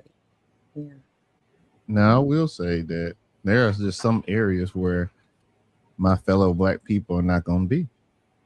So it really depends on your interest. For example, I'm a part of a chess club, right? There's one other black girl in that chess club. And because of how we work, we don't hardly see each other. So it's just me in a room full of white folk. Yeah. But there ain't no issue there because we're there for the same reason. And that's the problem. You got to know what your tribe is, right? You got to know why they are there. If you don't know why they are there, then you're setting yourself up for the surprise, for the okie doke. For the, I didn't know this was a pineapple party. Oh, snap. That's why she been rubbing on me. That's why she been trying to, you know what I'm saying? I didn't come here for that. Yeah. And then it goes into what we've already covered. You feel uncomfortable. Leave. But you still want to hit though. Yeah. Right? And then you get put in this weird situation. So you just got to make sure that you understand the area that you're going in. And that's why situational awareness is way more important, in my opinion. I'm thinking, especially with the young people, right? And in the, because I literally think that there's a, I don't want to talk conspiracy theories, but Hey, conspiracy theory is up right now. So okay. Okay. Absolutely. Hey, look, I feel justified. But let's talk about the young people, because there's a lot of young people that's in it, and teenagers and kids are getting in these types of situations. As parents, what are your warnings to, because a lot of times they're going to school, making friends with other people of different races and stuff like that. What are some of the things are you teaching them to be aware of, just in case, someone is making you the token for some reason, and, they may have other intentions for you, like on the movie Carrie. You know what I'm saying? So yeah. What are some things you teaching when you would teach your young people as dads? Pay attention to how often they're asking you about personal stuff. Like if they constantly asking about what's going on in your household, it's a big red flag. Right? If they asking you about things that doesn't consist of the friend group, like your peers, you got to be aware of stuff like that. Okay. Are you talking about like the kids or like the kids' parents or Kids? Yeah, like say my daughter's friend is always asking about what's going on in my house. It's a red flag, right? Okay. And pay attention to if she's sharing those type of details about her house, right? If you realize you're giving more than you're receiving, that's a big red flag. Pay attention to stuff like that. Okay. Jeremy? I mean, that's interesting because I was contemplating while he was answering, and that's a good answer, but I don't really watch kids to see how kids interact. My wife tells me that whenever we go out to places when the kids have their little play dates or whatever, I seem very non-approachable. And one reason is because there's a lot of kids there, and I'm trying to keep an eye on my kids as well as all the others, because ain't nothing finna happen if I'm there. But another reason is because I'm watching your parents. I tend to watch the parents more than the kids. Okay. Like if the kid is acting a fool and the parent is like super chill and like, Billy, we talked about this, you'll never go over their house. Okay. You will never go over there. Right? Because to me, I'm understanding that there's something going on over there that we don't do over here. So I tend to not watch the kids though. But I will say this: when my son went to his camp, quickly, he went to like a lawyer camp, and it was the first time because he's in a immersion school, a Spanish immersion school. So it's the first time he was actually around a whole lot of black kids, right? And while he enjoyed the experience, he would come home every day and be like, "I'm exhausted. They was loud. They was jumping everywhere. They couldn't sit down." And I'm like, "Okay, so how you feel about that?" He's like, "It just seemed like they ain't have no self-control, Daddy." Okay, I know that's right. And I'm like, "Okay, so what did you do?" He's like, "At a certain point, Daddy, I just got to myself." And that's why when Uncle Ricky said what he said, I was like, "Okay, he on the right track," because I do the same thing. When you get too wild, okay, you got it, because I'm not finna get in trouble for you, and I'm not finna get no mess with you. So, I mean, to answer the question straightforward, I don't teach that. We just showcase, and I try to keep an open communication with my boys, and they tell me. So, I watched your family. I want to know what your lineage is doing. I told my kids, don't go where you outnumbered. Don't go in the woods. Don't go on the boat with them. You see what I'm saying? Okay. Don't be in their house and ain't nobody there. You see what I'm saying? Right. And then if we don't know them, make sure you keep your location on your phone. I taught all my sons how to box. All my kids know how to wrestle. Right? Yes. But the most important thing I teach my kids is don't put yourself in any situations you can't help. That's the biggest thing. I don't care if you snuck out the house. I don't care if you whatever. Call me. I'll come get you. Right? And I say this, and y'all gotta understand why I try to tell y'all why I live in one of the whitest towns in America. I live in one of the whitest towns, and my kids I can't say they ain't never had no scuffles, right? I can't say that. But as far as on this scale, we never had anything close to that happen, right? Because these kids are growing up together, right? It ain't like before up here. It ain't like when they're in Chicago, when the only white boy you seen is when you went downtown and on the north side, right? These kids go to the same classes. You know what I'm saying? Principals know your kids by name here. Right. Yeah. Mm-hmm. Right. So like I said, that black, white, Mexican, don't put yourself in those stupid situations. Don't put yourself in something you can't. Hey, stop writing checks your ass can't cash. I'm not going to put myself at a deficit for nobody. Mm-hmm. For nobody. Right? Like I said, I told y'all one of my best friends, he died of brain cancer some years back, was a white boy. Taught me all the lessons as far as money and maintaining the house that no man ever taught me. You understand what I'm saying? Mm-hmm. But like I told you, I'm not going out in the woods with 5 of them. Yeah, that's for sure. I'm not doing this. Stop putting yourself in dumb situations, especially where there's liquor and drugs involved. Mm-hmm. Nice facts, though. So would that go back to they putting themselves in those situations because they wanted to be accepted so bad, even when they know it's wrong? You know what I mean? I don't want to. I don't want to assume. You see what I'm saying? I could, but then again, that would be me being racist. Okay. You see what I'm saying? I wait till it come out. We gonna see what's popping, right? But like I said, how racist? Like how could it be, right? When that how old is these boys? 18, 19 years old, right? More than likely they had relationships with each other somewhere along the line, right? And I'm gonna keep saying it. If we believe that these people don't have our best interest at heart, and we don't, like I said, if one is too many, why are you out in the woods with them? Why are you out on the boat with them? Right. Why are you at a slumber party with them when you're the only one there? Mm-hmm. Right? Mm-hmm. Even with 2 people. Hey, y'all remember when y'all was little? Y'all remember when y'all was little? And y'all school, y'all around, y'all Gen Xers, right? Right. And you was in school. Remember how when y'all used to cross the street or go so grab your partner? Right. Yeah. Yeah. Yep.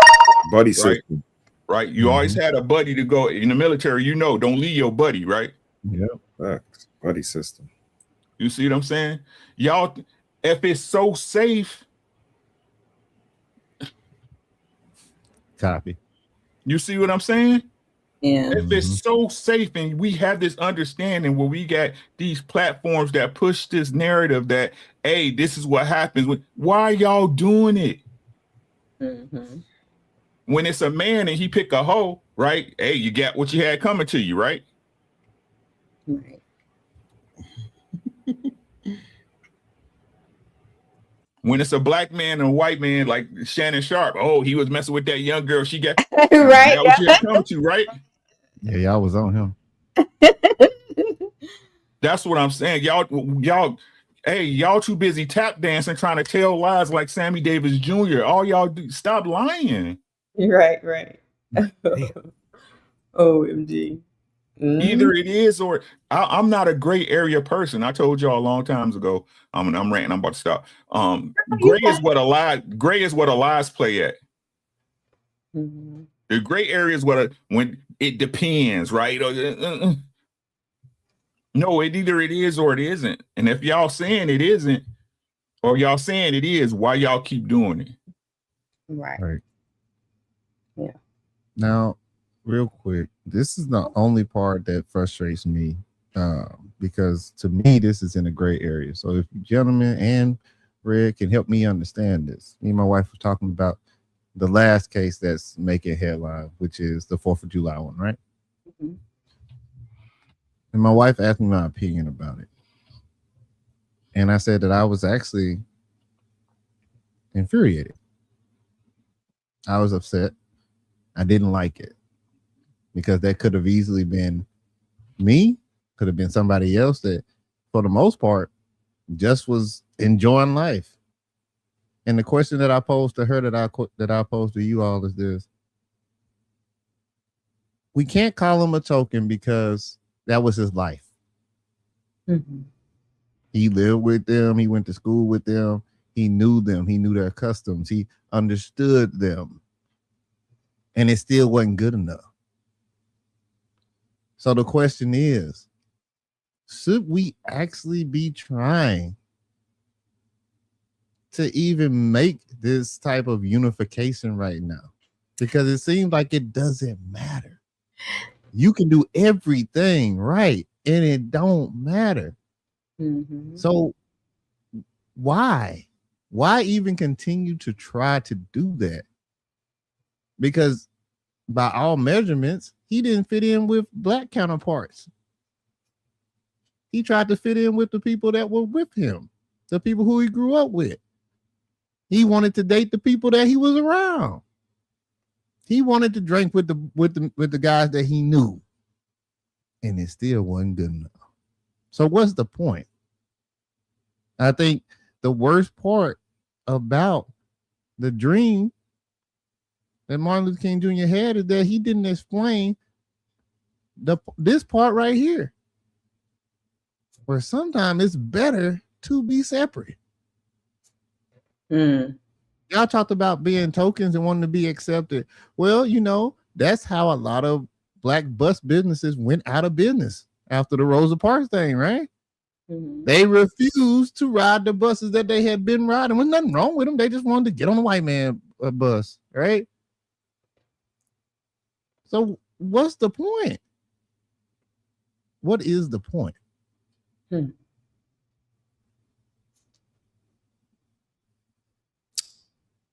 Answers, rebuttals, anybody? Oh, brother, you didn't get a chance to answer the question. Everybody yeah, I can't. Yeah, that's a tough question, Jeremy. I can't just, I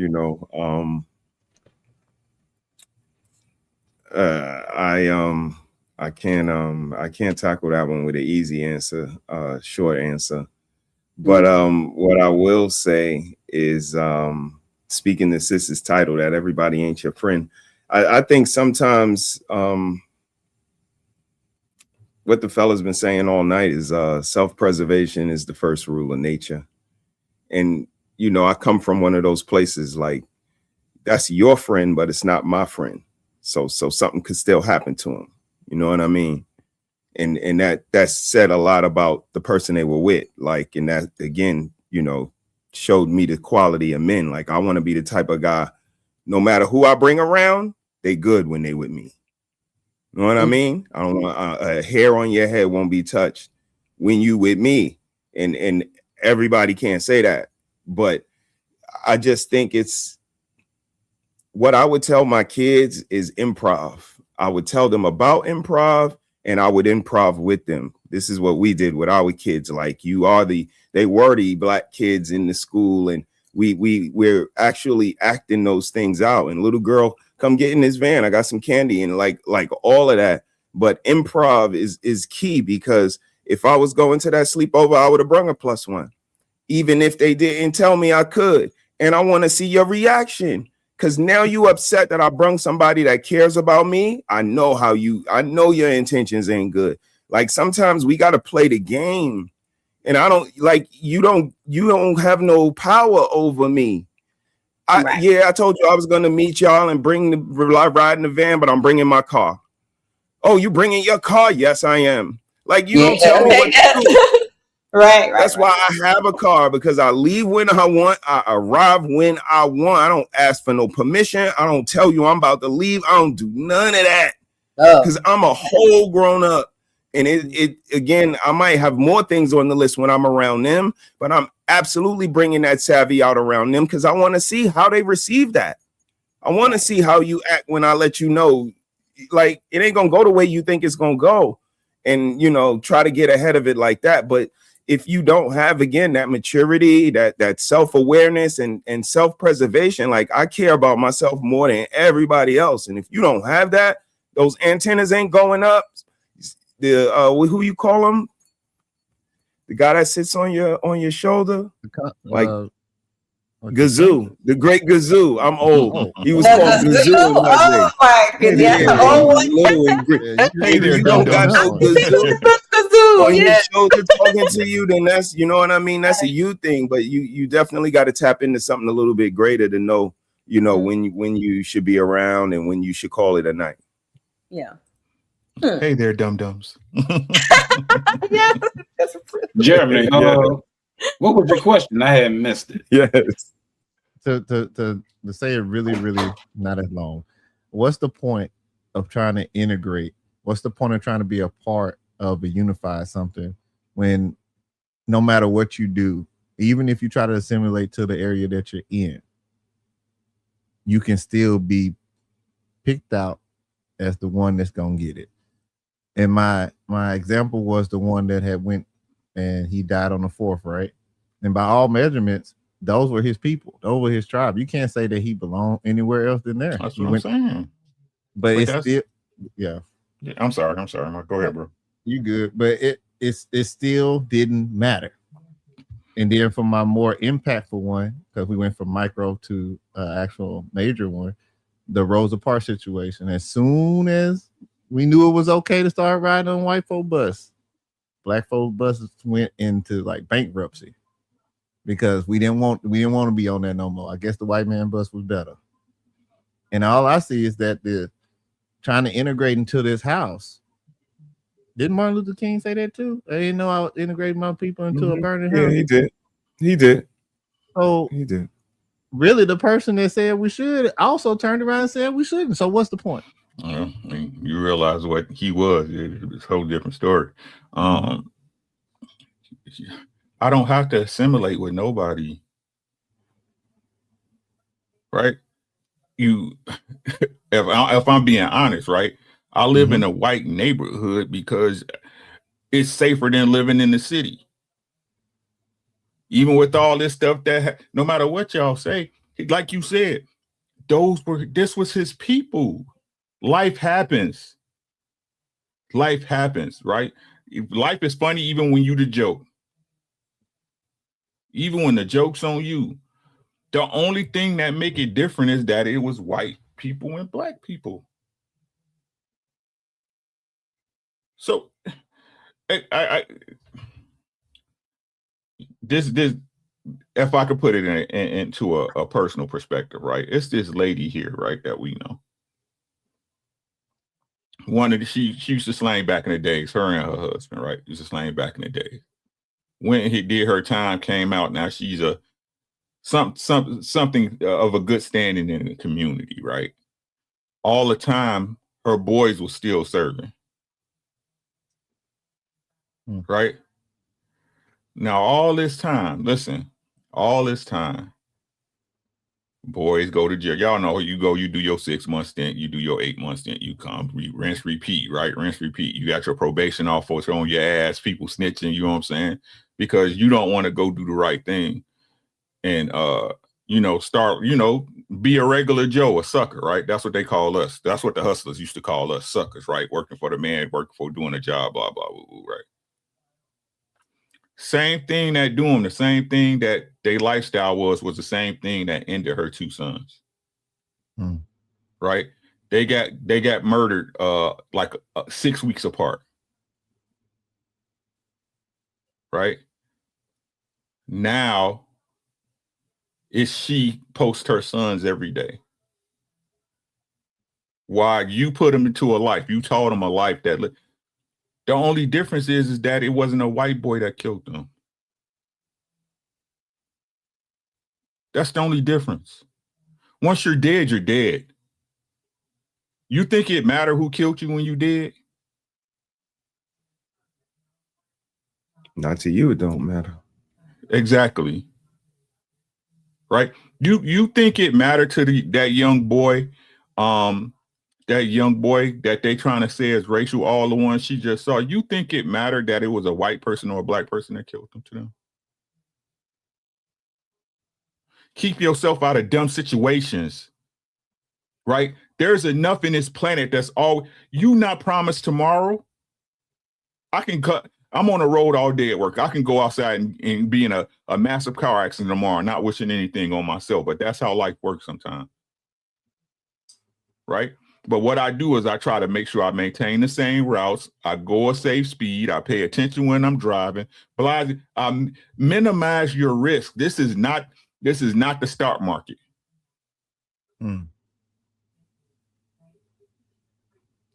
They just want somebody else to blame it on.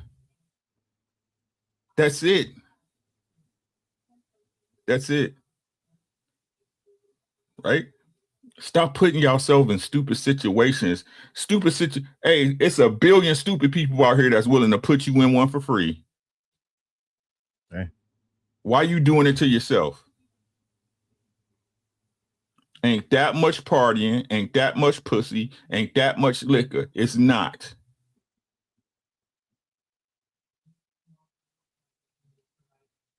It's not. Why you expect somebody to care more about your life than you do? Put them on a t-shirt. Put them on a t-shirt.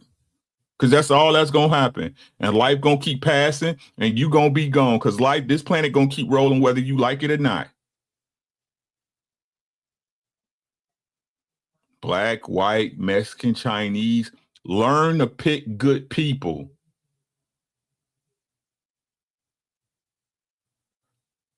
Learn to pick good people. Minimize.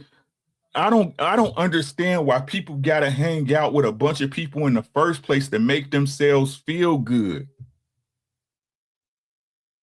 Let's talk about the insecurities that you have to be accepted by people outside of your home, right? Let's talk about the issues that our kids have as teenagers, right? That they want to be accepted by their friends more than they want to listen to their parents. Yes, that part. Mm-hmm. It definitely becomes that. Right? What maybe you got to damn near die to figure it out. Yeah, I think you do. I think you do.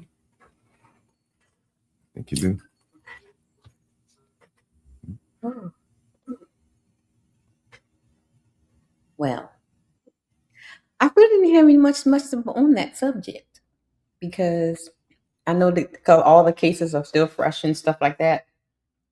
But I just wanted to bring some type of conversation to other than the case and who's at fault and stuff, but bring someone where it's like, okay, why are we putting ourselves in these positions? Like Uncle Ricky's saying, self-awareness, situational awareness.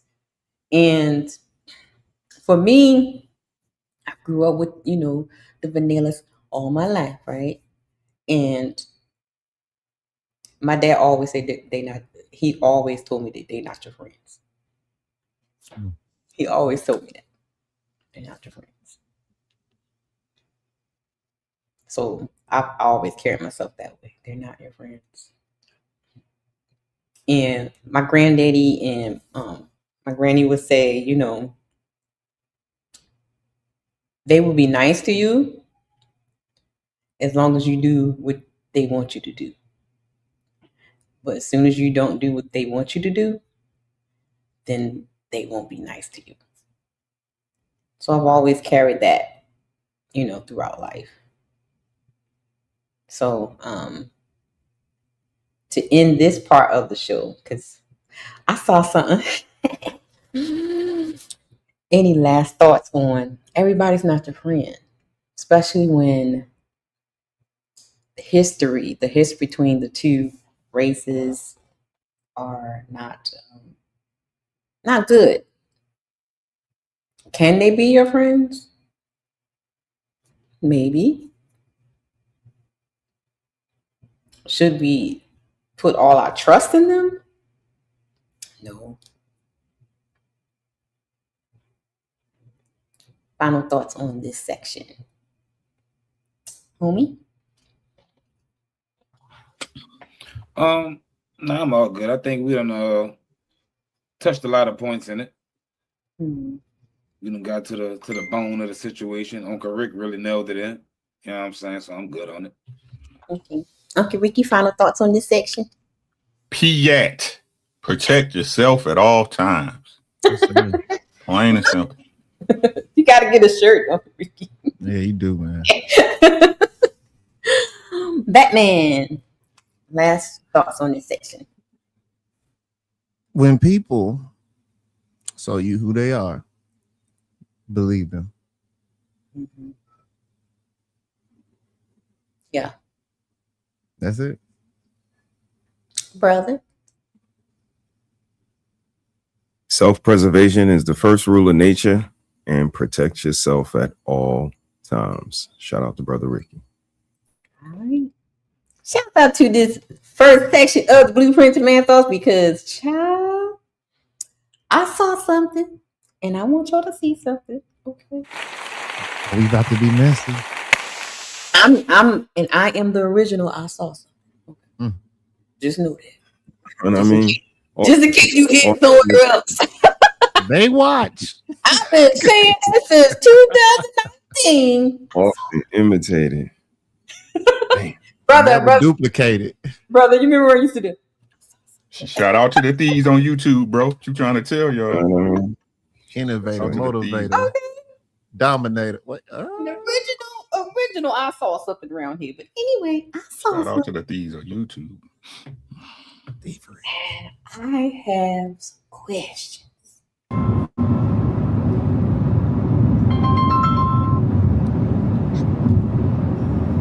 Hey, what's happening? Oh, nothing much. What's going on with you? Ain't nothing. Headed to the crib. Oh, because I was calling to see. My mama just called me, and I'm calling at you. Why did you pick up our daughter? Because I told you I don't trust your mom and your dad, and my daughter would never stay with them. My daughter would never be. My daughter would never be with them unattended. What do you mean by that? Just like I said, I'll never leave my. I will never leave my child with your mother and your father. Okay, but you need to explain to me, because I. What you mean? Why do I need to explain to you? Listen. Let me tell you something. The same dude, the same mother and father that you just tried to leave my child with is the same mother that allowed the same father to molest you when you was a little kid. Why would I leave my child in those hands? Okay, but that was years and years ago when I was small. I don't care. I don't care. And for you to even be willing to roll that dice is messed up. Like straight up, you bogus in the mud. Like why would you put your child in a situation of something like that to happen? Bro, I don't care how long. I don't care how. Man, I'm not trying to hear that. People don't change from stuff like that. Man, listen, he won't change on my watch. I'll tell you that. I won't change on your watch. Listen, man. Listen. At the end of the day, your dad will never ever touch my daughter, and your mother will never ever see my child without being supervised. Period. And if I find you to ever do that again, then we're gonna have a problem. And when you told me that your dad did that to you, I told you if we ever have kids, they will never be around them. Years ago. I don't care. Years ago. You know what? People change. Hey, check this out. And that's right. If you leave my child around him again, I'm gonna call Child Protective Services, and I'm gonna file a restraining order, and they will never see him. All right, that's fine. Do what you got to do. Because first of all, you got to have proof. So you just proved it.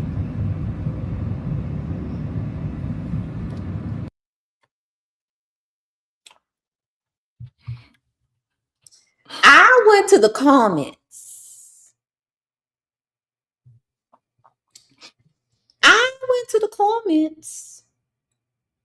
And the sisterhood was agreeing with the mom. With the mom.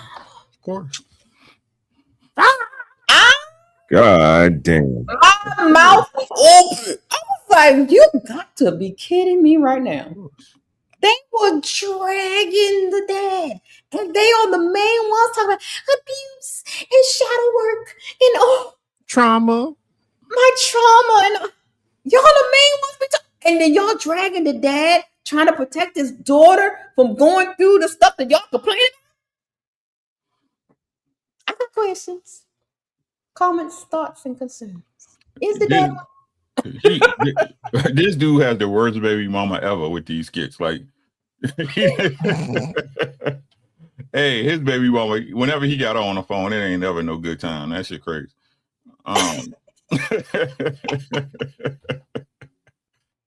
Nah, man, like trying to tell y'all, man, like a daddy is there a lot of times to protect the kids from their mama. Yes. Yep. Yep. For real. That is the truth. Mm-hmm. Like this story of how I'll die for my kid. Yeah, whatever. Yeah. Mm-hmm. Whatever. Most of y'all be like, I'll go have another one. Mm-hmm. Stop. Hey, Beans. Stop. Like I said, y'all see, like, again, like, Houston, Texas, where the girl left the kids in the house and went on a cruise, right? Right. Michigan, she left the kids in the van freeze to death, right? The other chick in Michigan who left the kids in the house and had a man without no key, had pizza and shit all in the toilet, ooh, right? Excuse my language, right? Old girl right now, Tigger's girl, hey, where the baby at? You see him? Again,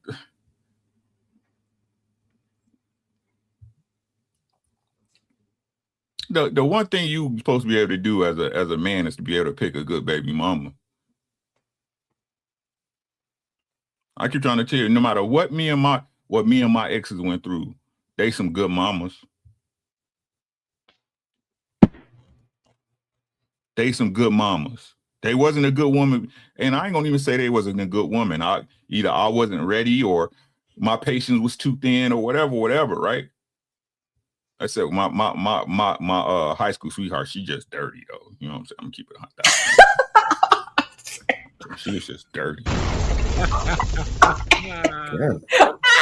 Damn, man. Oh my God. Like I said, like, but she a good mama though. Mm-hmm. I can't. Hey, my oldest son, that man, he thriving, right? No work of mine. Right? His mama raised him. You see what I'm saying? Like, that's y'all, what's y'all job? What's their job as women? In mass, right? In mass. Right? No. So you hey, it's cool when they do it. It's a problem. Right. Exactly. Mm-hmm. And that's her daddy. What you arguing for? Just to be arguing? That's her daddy. It didn't matter if her daddy didn't do it, right? Mm-hmm. They his kids. What you argue with me for? I wanted to go get my kids. Problem? Right. But that's a whole nother subject. We ain't on that tonight, so. I ain't gonna lie. Listening to that make me think the dad is still hitting it. Whoa. Dang, Wait a minute. The child's father or the father of the father? The baby mama and her daddy, because that ain't something you let go like that. That ain't something, you know what I'm saying? That's too weird for you to be okay with that. Like, all right, damn. Ooh wee. Weird. Like, homie went all the way. He went to the dark side.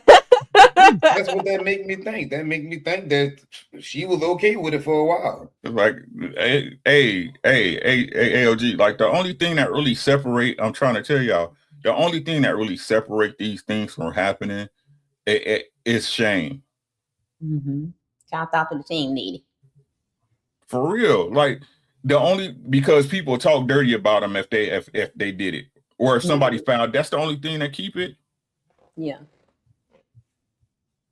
Like I said, you could look out in the world and see I see the relationships between people, right? How daughters be looking at their daddies and mamas be looking at their sons. You can see it. You can see it, yeah. You can see it.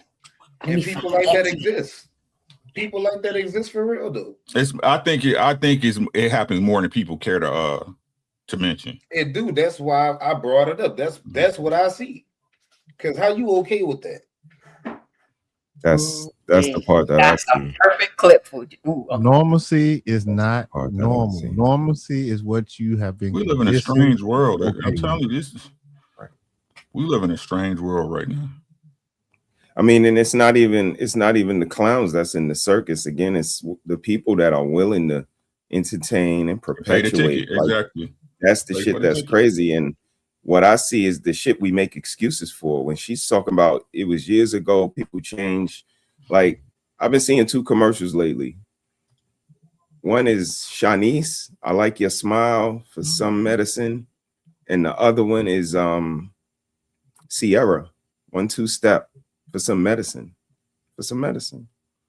And I asked Nikki, like, who accepted all the bullshit in the 80s and the 90s? Our ladies. Like, we could scream it to the high heavens. We know, they don't want to hear it from us. So somebody else just say it. Like, they're shitty moms. They're shitty moms. It's not even a joke anymore. It's not just a hashtag. Like, they're not the best moms. They're not the nurturing, putting them on this pedestal and making all these excuses for them. It's not going well.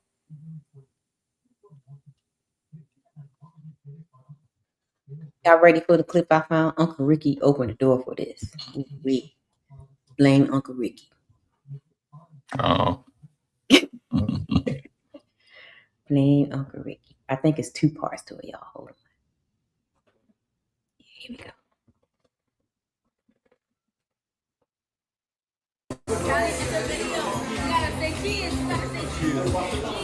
Babe, it's a video.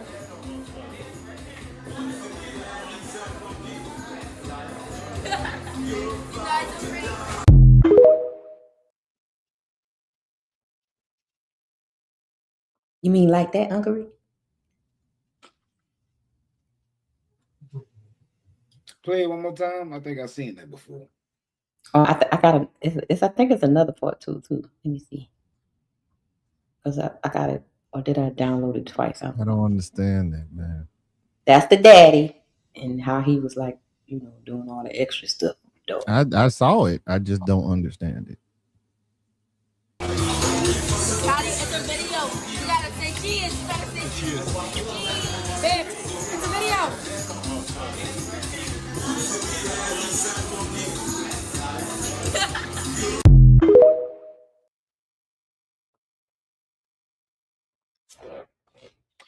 Yeah, I did see that before. He doing too much. He was doing way too much.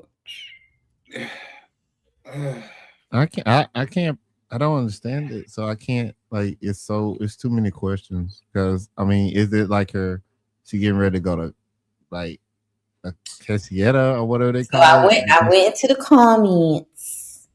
Like, I don't know what's A going on. relative was in the comments. And they are suspecting, Is the relative a male or female? female. How we know she didn't want to get it? And she just being jealous, or she just trying to start stuff? I'm saying that's what they said in the comments. That they're suspecting. The homie started it.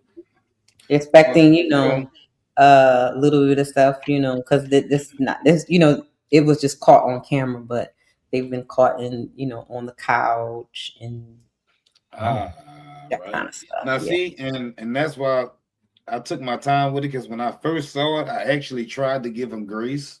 Yeah. Because I play with my daughter like that, but I have enough discernment to know not to do that in public. And also, the older she gets, it starts to feel weird. Correct. Because you see how manner. I pay attention to the girl. See, y'all pay attention to the guy. I pay attention to her. Tell me what you saw. Oh yeah.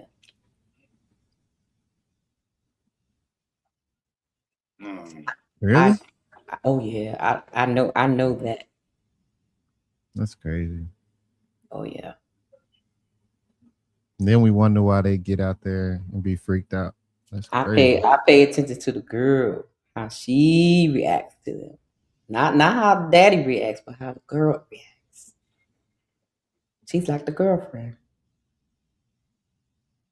Mm-hmm. Y'all shooting shots tonight, man. This is how they become so nefarious, Jeremy. Yep. Like, how do you think they coochie get so numb that they could just do whatever with it, throw it up in the damn air, play Russian roulette with it, pass it out to anybody? That shit becomes numb because it was tainted by somebody close to them, somebody that they trusted. So now they use it to their advantage. Now let me use what I got to get what I want. It's usually always trauma. It's usually always some type of trauma. Like, and I understand that. I'm not mad at that. We all been through some stuff. But again, when it come time for these little girls to become bigger girls, are they emulating that? The little boys that they're gonna raise, what do they see? When I see booty shorts all through the park at the festival, what do the little boys see when he at home? Like, you got him by his hand and you dragging him behind you, he's looking at your booty cheeks all afternoon. So what do he see at home?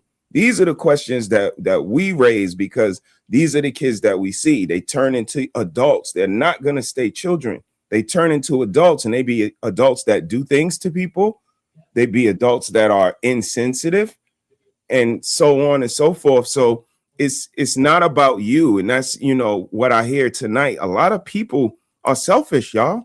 Like, they think this race shit is about them. That's why they get so defensive and they feel attacked and they say everything's about race, bro. They think this stuff is about them. They could care less about other humans, about future generations, about their elders and ancestors. They could give a damn about any of that. And that's what's so disheartening, to say the least, because again, self-preservation is the first rule of nature. But if everybody else around is just trying to get ahead, what does that look like? Yeah. I got one word. We're not gonna be here long tonight, y'all. I saw something. What you see? I found this one very interesting because this mama was bashing her son for making a very adult decision while she was making childish decisions. This is our last clip for tonight. This is him walking off, choosing them over us because he don't want to live in a hotel. Okay. What? The mother is upset that her son chose not to. No, let me read it. The mother is upset with the son because he chose not to struggle with her at a hotel while they were homeless. drizzle. He chose, he chose to go to stay with his father and stepmom. I can do bad by myself. Drizzle. But it gets no, guys. Wait till the clip because it gets worse. And this is the crazy part. Just pay attention, y'all. This is crazy. Walking off, choosing them over us because he don't want to live in a hotel. Remember, she said us. You need to work on that lawn, though. Yeah. I'm working on mine too. God damn. I ain't gonna lie, Yeah, I'm see the working little on mine. drop patches. Yeah. We see the drop patches. Yeah. God damn. Kind of crusty. Wait till I show y'all my lawn. My shit crazy right now. Let's go. Matt, okay, Uncle Rick, I'm gonna take a picture of mine and we gonna battle. Because my front is It's hot too. It's hot. We had a heat wave my all front week. my front lawn is the one with that Mississippi mud, baby. Hey, okay. Hey. I'm still trying. Now wait. But she said us. He's betraying us. Mm-hmm. Sell out. Whoa. While my daughter is here sticking by my side with all my stuff out here. And we have an Uber coming to take us to a hotel. He chose them. I understand he doesn't want to go through the struggle, but for him to not come out here and check on his mother and his sister. What? Wait, he going into the house? Man, drizzle. That's not your man. That's your son. That's not your man. That's not his responsibility to help you through your struggle. I'm not helping you with nothing. Especially if he got a daddy. He got an option. Yo, I'd have turned around on that lawn. I'd have looked at mommy and said, "The world don't move to the beat of just one drum." Different strokes. Hey, yo. What her dad is? Now that's the question. I don't know if they had the same parent or not, but yeah. So she want him to be the man because she ain't got one. Facts, and I'm not doing it. And you know, like little girls at this age, there's not much like the robbery yet.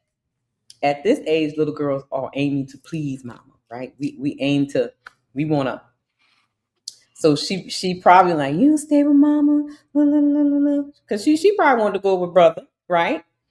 But at this age, with the mother and daughter relationship tends to be, especially when it's in a toxic situation, the mothers would tend to use that need to want it to be validated and connected to mom to manipulate the child. So just keep that. Misery loves company. Shout out to his dad. That's all I'm gonna say. Exactly. Right. Him and his daddy got to understand it. Mm-hmm. Yeah. That boy is leaps and bounds above most boys. His age right now. Yep. But what his mama doing right now, that's misery loves company. Oh yeah. And to put it online is y'all stop doing that to y'all children. Hold up. Let's talk about it. Mm-hmm. So would y'all say it's a natural inclination of women to side with other women, no matter what age? Yeah. Right. So. How many times we hear these stories, right? Y'all seen the one right now on social media about the dude, the daughters picked the man that she was cheating on him with, and then the daddy died and left his son like 10 million. Now they want to get some of the money. Right? Mm-hmm. This is an issue that women have. Mm-hmm. This is an issue that women have. Yeah. Even when wrong, it's cheerleaded. It's okay. And again, what they gonna do? We gonna see on TikTok with probably 20 more videos celebrating the struggle, right? Yeah, that's that sisterhood. They be clicking up, right? No matter what. No man about his salt would agree with that.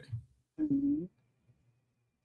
No, what do you? So you want your children to go through the same hardships that you do, because we know it's because of her bad decisions, right?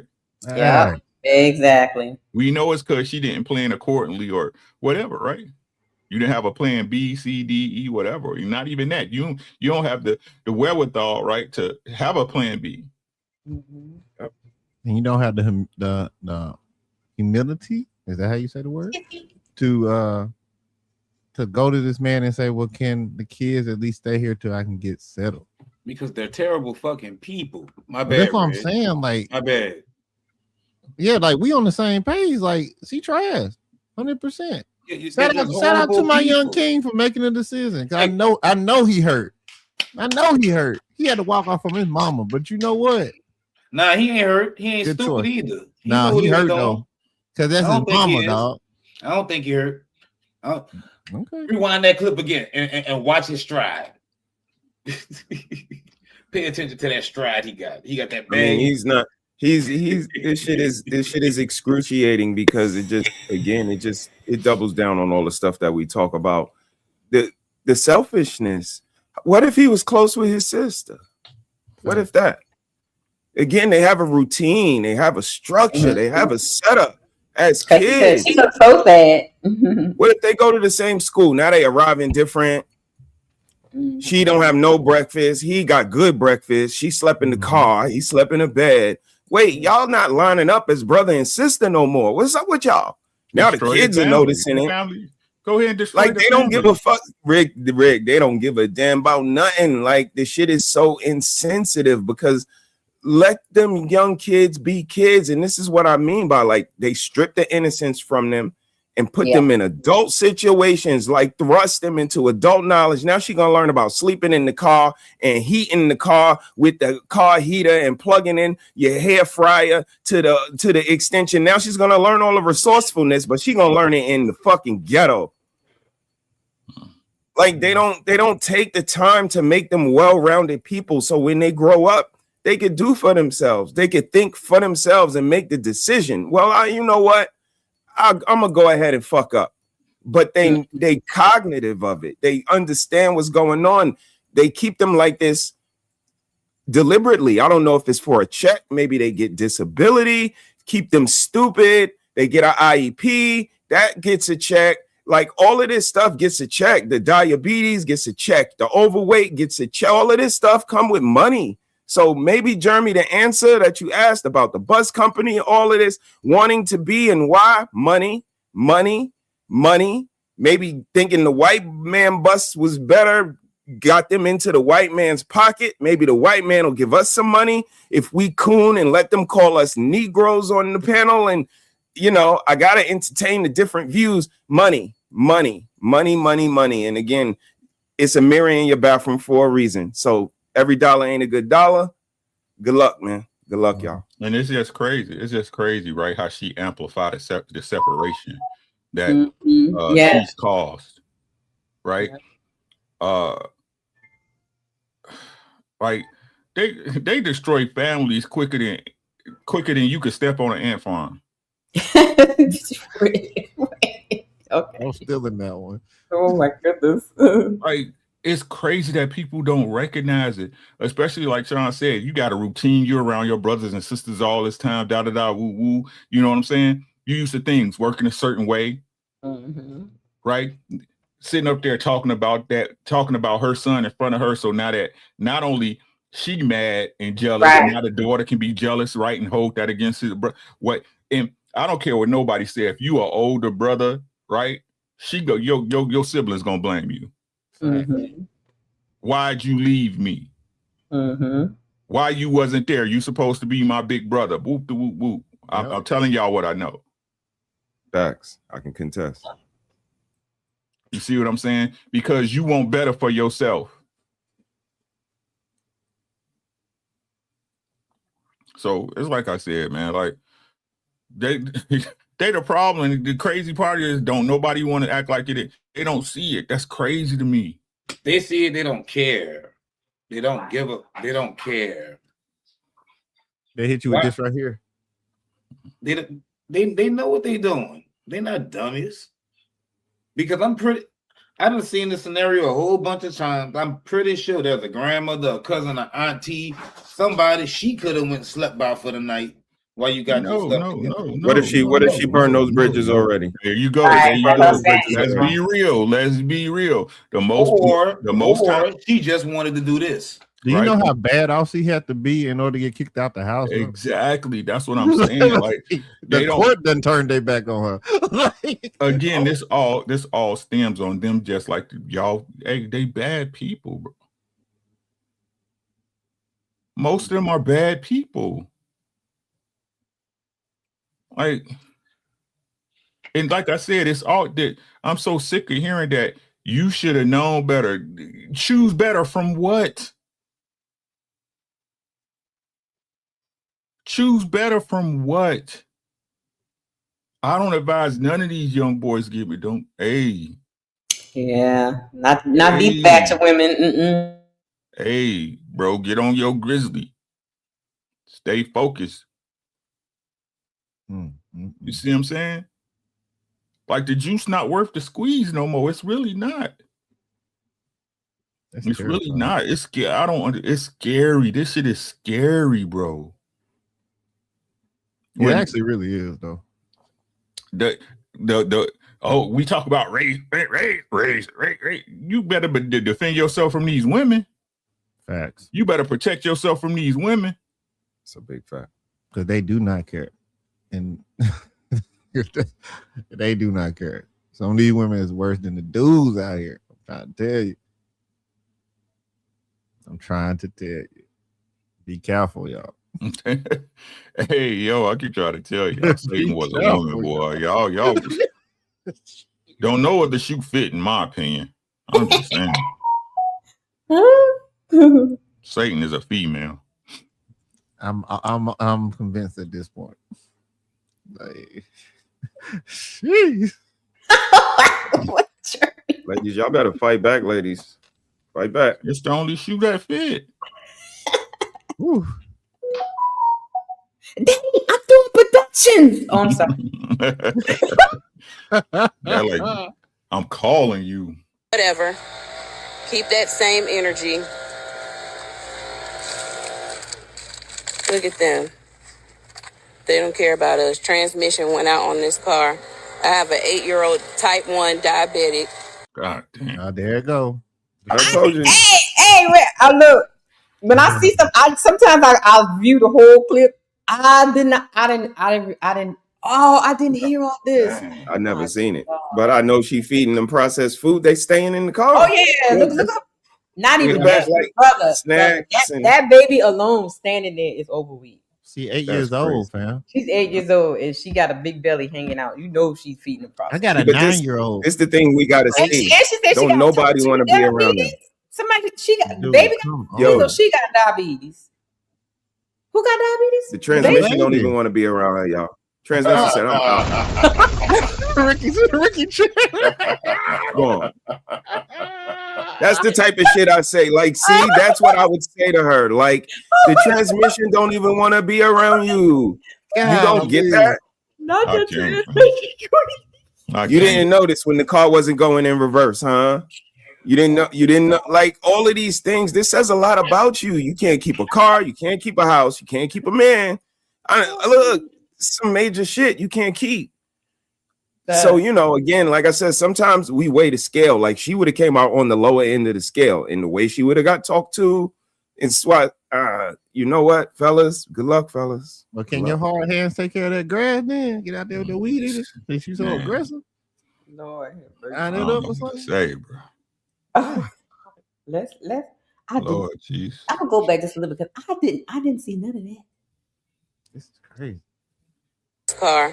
I have an 8-year-old type 1 diabetic. Whatever. It's okay. Our Uber is on the way. You see how they don't care? Because she tells him what to do. She tells Steve what to do. He can't even care about me or his granddaughter. Nah, I Oh, don't that's care.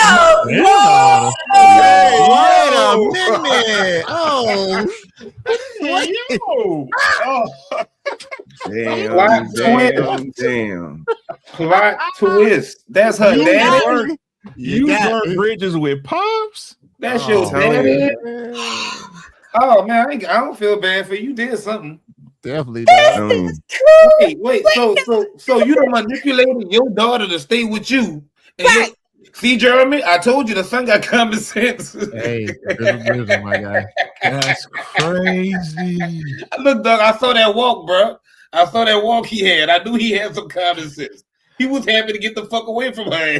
Yeah, I'm going to Papa house. Yep. Like a Facts. dog. Straight like that. And you know And they she love their sitting there like, grandparents more than in life. So And she like, I won't come too. she And the want to mama come, but her mama gave her that bag of chips or whatever. That's crazy. Yo, the bridge burning be real, bro. And to the fact where, she would want to go to Pop house, but Pop house come with rules and instruction like it did when she was a girl. And now you are Probably a not whole gonna give her failure no woman. chips and candy and all that. Yeah, you a failure woman too. So you know the rules apply now. And look, Pop got that house right door open, back door open, window open. You can't do nothing in here. She don't want to do that. She'd rather stay in her car so she could continue to live the way she live, eat the way she eat, make excuses, get on TikTok. This is what makes them not good people. The selfishness. Like, it's so many things that could be pointed out. But for me, I'm going to stay with selfishness because they had 10 fingers and toes touch the ground. They could have plan B'd it. They could have deleted it. They could have did so many things, but they let them fingers and toes touch the ground. And they said, I don't give a damn about this child. And if that child get deleted, they'll get a check. They'll sue the city. They'll sue the police. They'll get a makeover and be on to the next one. Like, that's the way they behave. And I am not going to give them a grace that they don't deserve just because they're a different gender than me. It's not going to happen. Brother, she said she's a type 1 diabetic. Why did you manipulate this child to stay with you instead of going with the grandparents?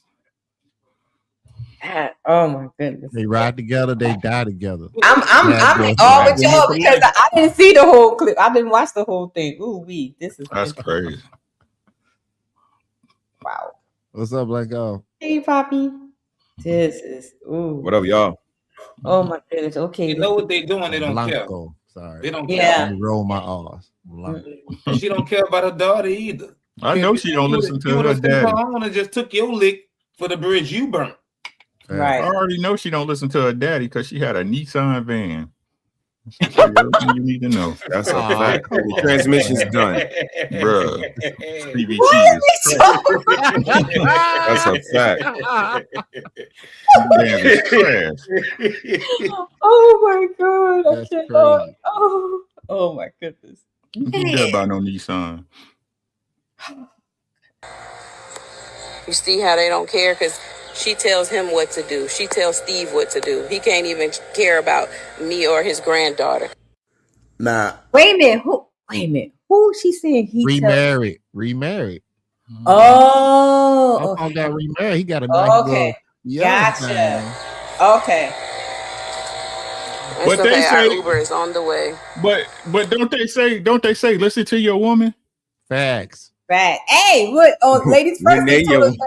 that a competent woman Right. is supposed to run the relationship. Oh, woman has the best Shout out to Fatty and Ali, right? Hey. Oh, we Yo, y'all ain't shit. A competent woman said, "Get your black out of here." Asterisk, as long as it don't apply to me. That's what it should say. Right? Exactly. As long as it don't apply to me. Looking ass. Oh man. You see how they don't care? Because she tells him what to do. She tells Steve what to do. He can't even care about me or his granddaughter. Nah, I don't claim to know everything. And we all know hard times can come at any time for any of us. But shouldn't you want your child to be comfortable? Why would you want your child to struggle with you? If anything, shouldn't you be asking them, can the daughter stay in there too? So that she could be in a safe, stable environment with the son? Right. Then you call him a sellout. How is he a sellout? That's a baby. He ain't supposed to have to struggle.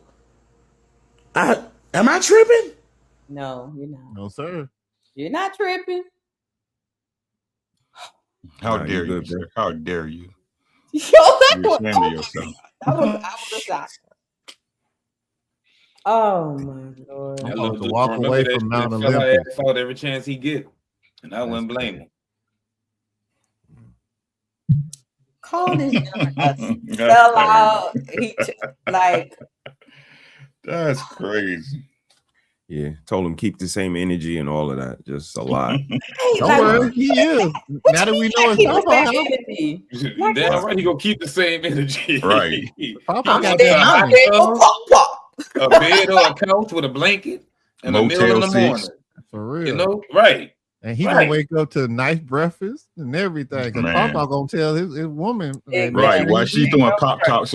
Pop Tarts in the microwave for that little girl? Right. She's like, all At right. the local 7-Eleven. Crazy. And Papa happy because he old. He can't trim that grass no more. He got somebody to trim that grass now. See, Okay. everything work out. She already got a room set up at the extended stay. And his bedroom already made. And the baby got health issues, like, and it's type 1, so that's hereditary. Like, she has to have her shot. She needs a structure. She needs a regimen, and that just shows the insensitivity. You needed to buy. She do. That one needs to be traded in. See, I don't understand why CPS don't go after people that post shit like this. Now that's a good question. That's a good question. Because CBS would never get them all done. What the fuck? Right, like they would never go to sleep. Uncle Ricky said, "What about work-life balance?" Like they'd be up forever. Well, look, isn't that job security? Nobody wants that much security. Jeez. Yeah, I had to kick them out like the immigrants, man. Shit. Right. Yeah. Y'all got room for one more. Can I traumatize y'all real quick? You got 5 minutes. I saw something. And I want y'all to see. You're not about to play the Notebook, huh? Why would I play that? I don't like this kind of movies. What you doing, wrong? That came Who from a writing in the different. notebook? That came from a different chat. If I She remember been, look, she been harassing us with it. Carry right. on. Been harassing me. I know. Okay. Okay. Y'all read? No, don't watch. I saw this in. There was some witching hour stuff in here, but we're not gonna talk about that. But I just thought this was. I was like, I wonder how the brothermans feel about this. I know how I, as a woman, feel about this, and I know how I feel about it on the witching hour side about this. But I want to see what the brotherman thinks. Jessica, I am 38 and I am addicted to having abortions. What Jessica is doing is not technically illegal, but it is incredibly concerning. I just love the feeling of it. I met this guy on Facebook dating. We don't have intercourse. He kind of just does it in a cup, and then I do this method where I lay on my back with an injection tool. So let me give you also. She likes to take the abortion pill that will force her to have a miscarriage. Not the Plan B pill, but the actual abortion pill. That's what she's addicted to. So apparently she likes the feeling of, because with the abortion pill, you go through it makes you contract and stuff, and you expel the baby like you're having a miscarriage. So she's addicted to that. And I did some research. This is not a prank. This is an actual person. Yeah, she's real. Yeah. Facebook dating. We don't have intercourse. He kind of just does it in a cup, and then I do this method where I lay on my back with an injection tool. It's been a really good relationship because he also pays for it. To date, I've probably spent a little over $12,000 on abortion procedures. What? He paid? I can't do this. Y'all got this one, man. This man is paying for the abortions. He ain't getting his rocks off in her, bro. That's crazy. That's crazy. I'm just gonna keep reading my book entitled Bloodline. Don't worry. Go ahead. Y'all get it. I've had 56 abortions so far. What the money? Hey, yo. That's stupid. Hey, no. I'm trying to go to heaven. I'll see y'all tomorrow. I'll see y'all later. Pineapples. I can't do it. Pineapples. I love y'all, but I can't do this one. Y'all have a great night. I'm sorry. I'm sorry, Uncle Ricky. Ain't mean to check you guys out. No. I'm triggered. I gotta go. I love y'all. Y'all have a great night. Oh no, I'm sorry, Uncle Ricky.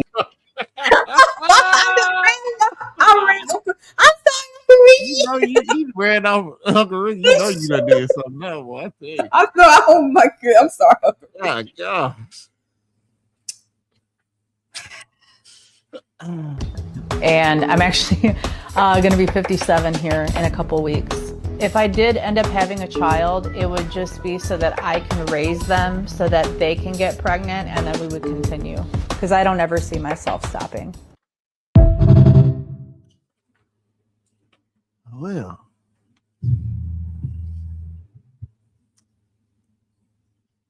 that had to be the single most horrific thing that I have ever watched, for a lot of reasons. From this woman clearly having a mental disorder to this man clearly being the true definition of a simp. I want y'all to pay attention. That is a simp. There ain't no other way around it. He don't even get to touch it, but he paying for all the abortion. She couldn't even do this if it wasn't for him. You know how much that cost? She found him on Facebook Marketplace. So if you want to find yourself a good simp, just go on the Facebook Marketplace. I ain't got nothing for this. You know, my question is, do you know how many of our women that uses that as birth control, right? They literally use it as birth control. Not this obsessive lady here, but they use the clinic as birth control. No, actually, no. On a daily. Yeah. and she didn't know the Multiple, difference. multiple abortions, month after month after month after month after. To the point, I saw one lady was banned from the Planned Parenthood in her town, so she had to go to a whole nother town to continue to get the abortion. Mm-hmm. I ain't trying to go wishing I was little bit, but they don't understand that they are literally doing blood sacrifice every time they do that.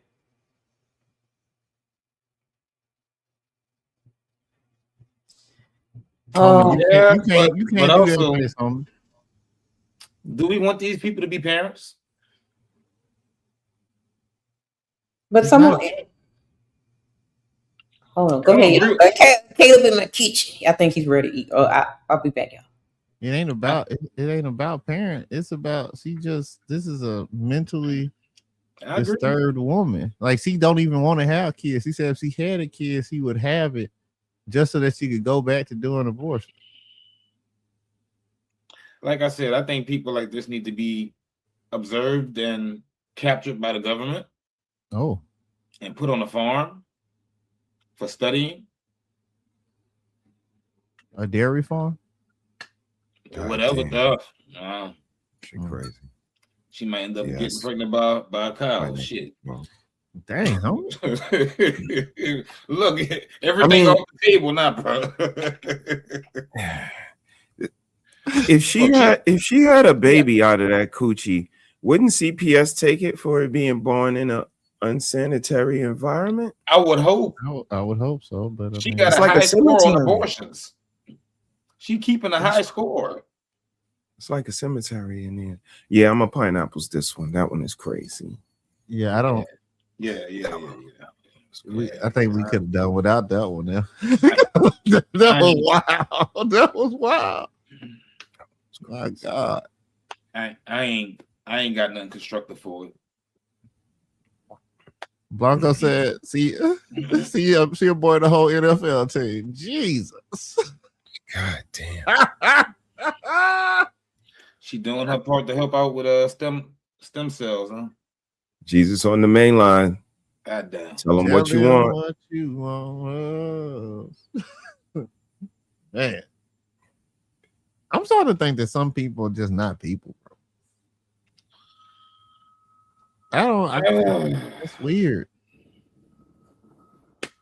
And she found a perfect partner. Like, y'all can't tell me y'all can't find somebody. She found the perfect partner for this. Lord democracy. Jesus. Wait, like, y'all not trying hard enough. Like, I got it. Get Here's the outside. thing. You remember the opening questions that Red gave us? Mm-hmm. Now, with ending off with this video, do we still hold the same sentiments? Or will you be mindful of who you're dealing with when it's regarding race? Oh man, I'm gonna be mindful regardless of everything. And I'm just saying that because but that woman, the type of stuff that we would say this some white people's shit, right? That's some. I don't even know I want to put that on white folk. That's just I don't know what that was. That's a her thing. That's a track I would one. imagine. That's fair. That's fair. Yeah, I never. Yeah, that one is unique, man. That's a one-off right there. I would imagine. That's fair. That's painful out here. That takes some doing. I hear that pill is painful. I mean, again, that's that's a craving, right? Again, if you have a steak at Roof Chris, like when you get that craving for that one from somewhere else, just don't do it. Like sometimes you got to get that craving, and if that's what she generated from that, like from the first time and the 32nd time and the Jesus Christ, that's just She's a masochist. right. Like this is what I mean by like I'm like that's a cemetery down there. Like that's crazy. There's no way you think. You go in her house, all you gonna hear is crying. You can't make excuses for these people anymore. Like it's idiotic. And it's, what's so insensitive about it, fellas, is again, if I look at them as bullies, right? What's the best way to get at a bully? You bully the bully. Like you immediately let them know you're not going for that. and they turn into a victim. Like, this is classic behavior. But to see people protecting them and jumping in front of them like they Neo and shit, for some people that are not very nice, not very considerate, not very empathetic and sympathetic, especially in 2026, it's insensitive, you know what I mean? And that's why it's like I double down, like, but I've always been like this. Like, I'm pointing out the idiosyncrasy on the pretty girl, because I know like all of this stuff is high school stuff. For people to act like this is new to them, it's astonishing to me, because we've been learning this. Don't give them the attention. Don't be everywhere. Every dollar ain't a good dollar. We learned all these rules. Like, when did they go away? And then the fellas that play sports, y'all got a whole nother savvy. But I guess you lost it when you had kids or you got a girl. Like, that shit it's wild to me. And to see these things, like I said, I've been that guy, y'all. I was one of 12 black basketball players at my school. Basketball players, 12. They picked enough people for the team to go to their school. The minute we got there, they was telling us the only reason you're here is because you know how to dribble that ball. That's the day I said, I know I'm graduating. Like, that's the day I said, I know I'm walking across the stage, because they know I'm here because I know how to shoot a basketball. And it's that. Like, girls do it too. You got to let them know, nah, I'm not that one. Like Rick said, drizzle, like the little boy did. Like, sometimes you got to let mama know, mama, I ain't built like that. I'm a little different. So if you think I'm going to bend to your whim because you my mama, you think I'm going to listen to what you say because you my girl, you think I'm going to be a cuck because you my wife, you got another thing coming. And those type of men hit different to them. Like, they will stay away from you, and then they'll do it with who they can do it with. But fellas, protect yourself at all times, man, because you'll get one of those cemetery coochies, man. And she got a whole cemetery in that coochie. A whole cemetery. That's crazy. Oh my goodness. I'm so upset I got Uncle Ricky. I'm so sorry, Uncle Ricky. He got up out of here. He said, nope. He said, no. Oh, was crazy. Goodness. Well, I'm glad I ain't played the other one then, because then he would have been mad at me. Because it was another lady, Lord. It's a black lady. Same issue, but anyway. Well, shout out, fellas. Okay, guys. Thank you guys for coming out tonight. This was pretty good. Trying to get back in the swing of things and having, like, you know, not just reviewing the like we was doing past couple of weeks, but having, like, you know, a topic or whatever. I'm trying to figure out how to do all these hats I wear and do the content at the same time. So we figured. Mm-hmm. You said a lot of hats that you're wearing? No Yankee hats. They played out. Dang. Caleb, what's my child doing down there? Yeah, fun. Get him, nephew. Go, nephew. You better move while you can. Right. You about to quit. You about to be finished. You got about 7-8 minutes. Yeah. Nephew. Go and get them cookies. Get them lemon ones. Get them lemon ones. Yeah. Yes, indeed. Hey, I'm doing the most, man. Oh my goodness. Oh Lord. What you doing, Kayla? You all right?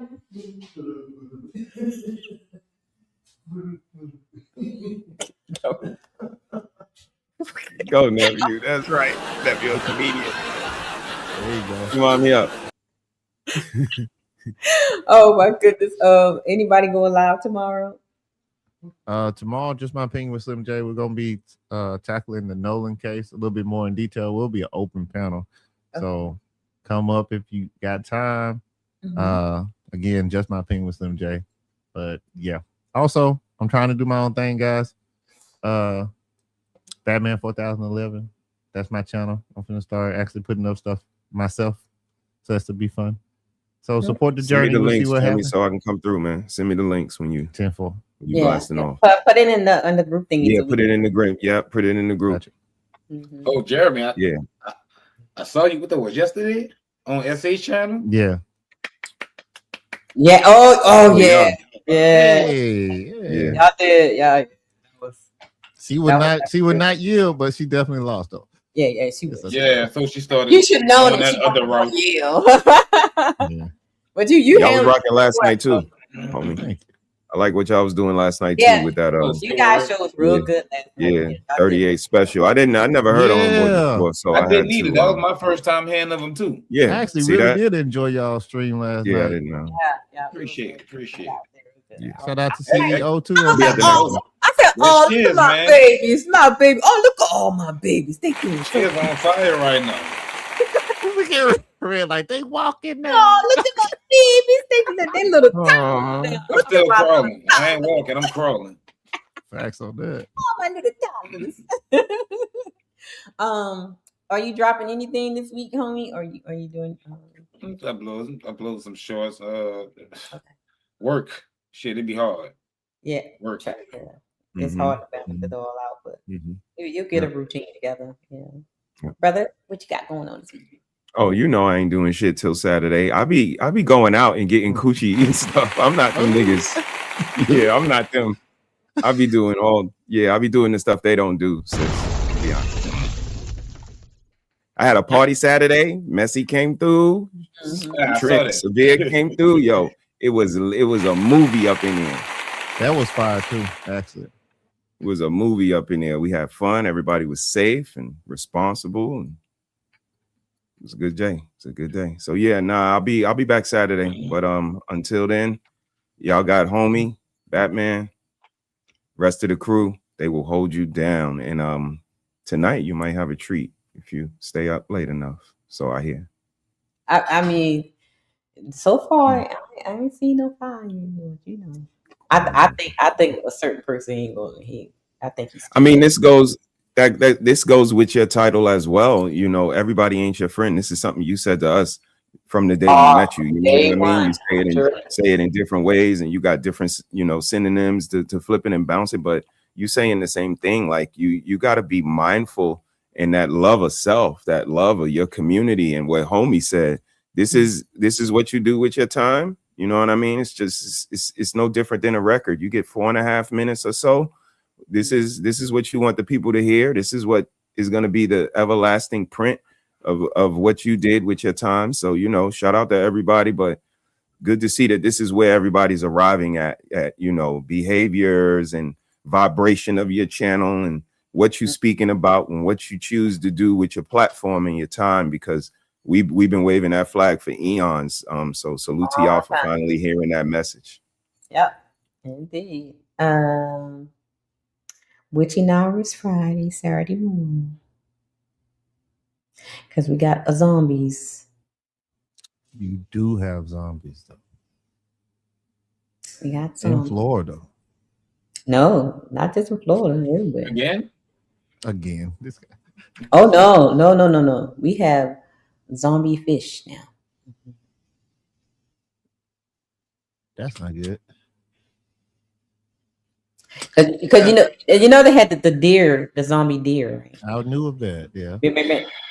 Now there is an outbreak of zombie fish. Oh, please these damn people talk. Watch out for them crab boys, as long as it ain't no crab. Okay, that's what I was saying, brother. I was like, Here we go. hey, y'all know where that seafood comes from. Here we go. That's crazy. If the crabs are zombies, don't tell me. I'm allergic, so I can't eat it. I'm all good. Hey. Matter of fact, guys, I went to the markets today, right? And this shrimp, man, do I have a picture of it? Let me show y'all this picture of this shrimp, y'all. Not a mutant shrimp. Oh my God, I gotta show it to y'all. Teenage Mutant Ninja Shrimp. You know what I mean? Jesus Christmas. I gotta show y'all this shrimp. Did they have a over the whole sensei that city. was an octopus? What you say, Jerry? They fighting Shredder. It's raised by some calamari. Yeah, it's about some calamari. Crazy. Fighting the urchins. Crazy work. Oh yes, here it is, right here. Mhm. Take over the whole city if he wants to. I gotta show y'all this shrimp. Shout out to Shiz be yapping too, man. What up, Shiz? Look at this shrimp, y'all. Look how big that thing is. Can y'all see that? Yeah, I see most of it. It's still some more left on the other side of the screen and shit. There it is. All right. Yeah, that's yeah. I mean, you can't really tell, but they look at it. They are huge. They were like, Oh, I see them now. At first, they they were look like like they were the size of my hand. That's how big they jumbo are. shrimp. No. No. Jumbo. Okay. No. All right. My bad. That's Not a shrimp demon. guy. That's I demon Y'all eat shrimp?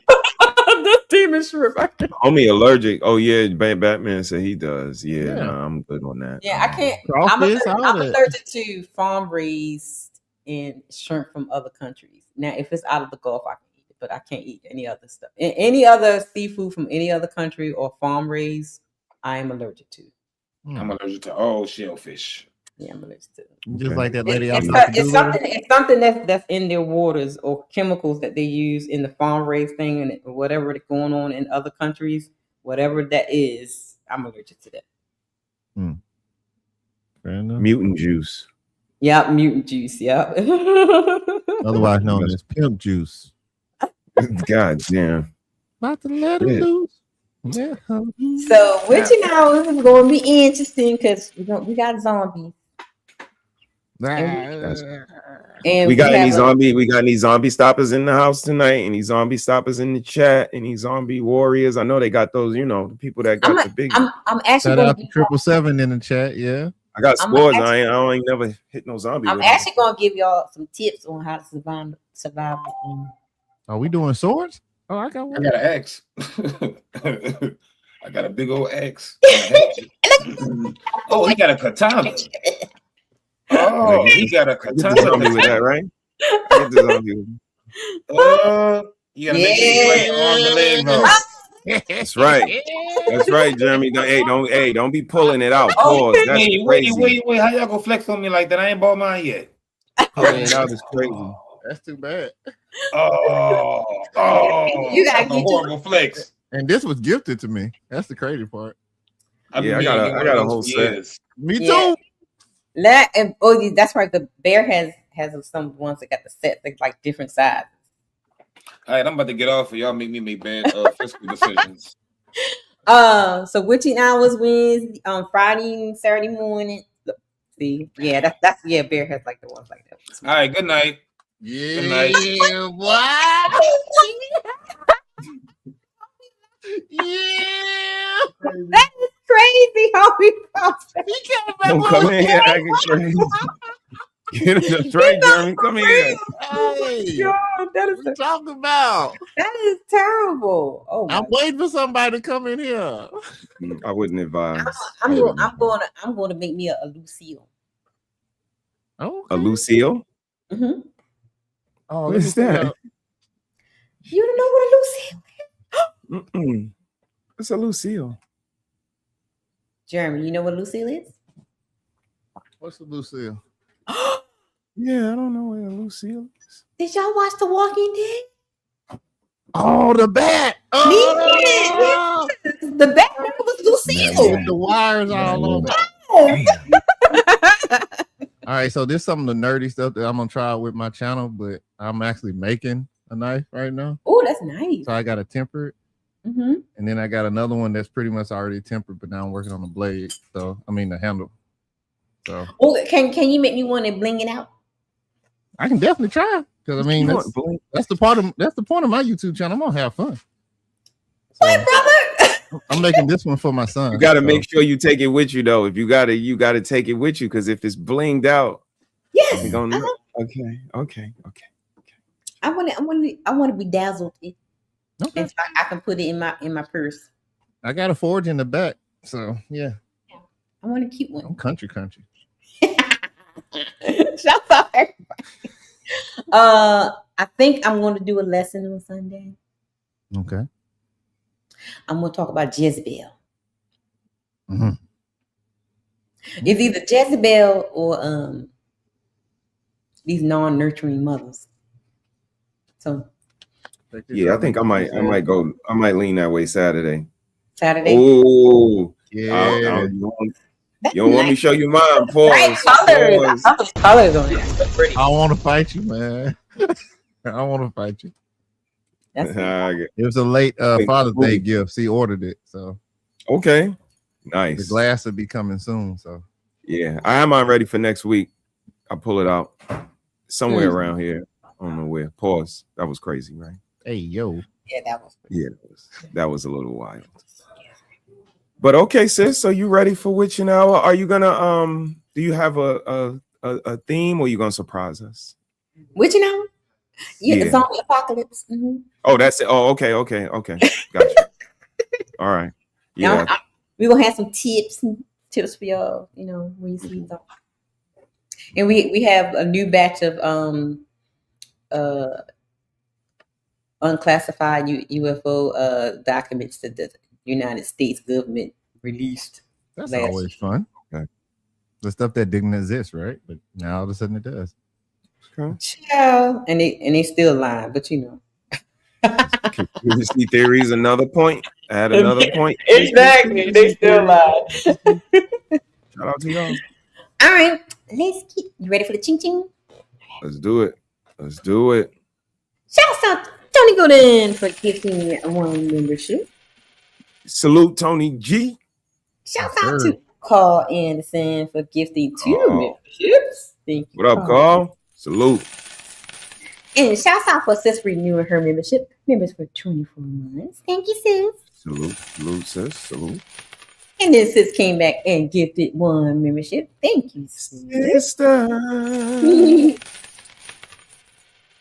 Then BZ Baby Dad Zaddies, I think it's on Uncle Ricky's side, sent a $5 super chat. He says, what's wild to me is that even some things I even feel like I need to explain, that's one of those I just say moments. What's poppin', OG? I don't know what that means, what he was talking about, but shout out to you. So that was the daughter, the father in the car with the daughter. Okay. Sometimes it's one of those, you heard what I said type of moments. I said what I said. Right. And that's it. That's my child. And that's what Ricky was talking about. Like a mother, that's another thing. Like a mother that has a problem with the baby going with their father, that's a problem. That's a problem. She bringing up other people where the baby know he could go with his uncle. He could go with, he could, but he with his father. So, that's him. And the fact that you want your child to go to someone that abused you. Facts. It's crazy. See, that opens up a whole nother door. Remember that episode on what's her name, Ayana Van Zant, where the mama had all these daughters, and she literally sent daughters to live with the molester, and come to find out it's because she wanted the daughters to experience what she experienced. That's crazy. That's demonic. Misery loves company. These mamas don't like their daughters, man. They not just in competition with them, but they do things to sabotage. Like, you are not going to be better than me. Wow. By any means necessary. So if I'm a hoe, you can be a hoe too. Nice. If I was a teen mom, you're gonna be a teen mom too. Yeah. That's how demonic these people are. But and definitely the mindset of, I'm not gonna make you a better person and put you out into this world. And you know what I mean? Like, it's a selfishness there. Like, what they got is what they want their children to have. Again, they don't make them better readers. They don't make them better hygienically. They don't make them better intellectually. Like, they don't pour into them. The little girl got type 1 diabetes. You think she's teaching her about nutrition? Think she know what a calorie is? You think she know what food breaks down into sugar? Like, all of these things, they require this. And then when they have these unique situations, now they require unique knowledge now. She needs this. This is her life is about this. So they lack a sensitivity to make them better people, because they want them to continue to look at them as superheroes. Mommy got it. Mommy do it best. Mommy will do it for me. Mommy will bail me out. Mommy will make excuses for me. Mommy. So, it's dangerous. And until they have some selflessness, till they see that they're a part of the problem, it's going to continue, because they monetize off of it. Like I said, they kids get laid down in the street. They'll put a GoFundMe up. They'll sue the city. They'll sue the police. And next thing you know, they got ka-ching. They got a little bit of paper from that. Ka-ching. So that's They be dancing at the funeral with the money in their hand. with the That's money crazy. in it. That's crazy. Mm-hmm. Shout out to Stevie for his cult dudes. Okay. Shoot, shit. He said got cult busy at work. Got busy at work. Jizzy. I've been crazy busy. A member for one. Yes, indeed. y'all. Shizzy has been doing awesome with his videos and stuff. Man, I'm you're not playing. like a problem movie. That man sent me a video of his little intro. I was like, oh, It's nice. It's nice. It's nice. That's I was cold. like, oh, shut up. Oh, I'm so happy, Lord. I could just cry. I had to remember that's not my lane per se. I was about to try to do it.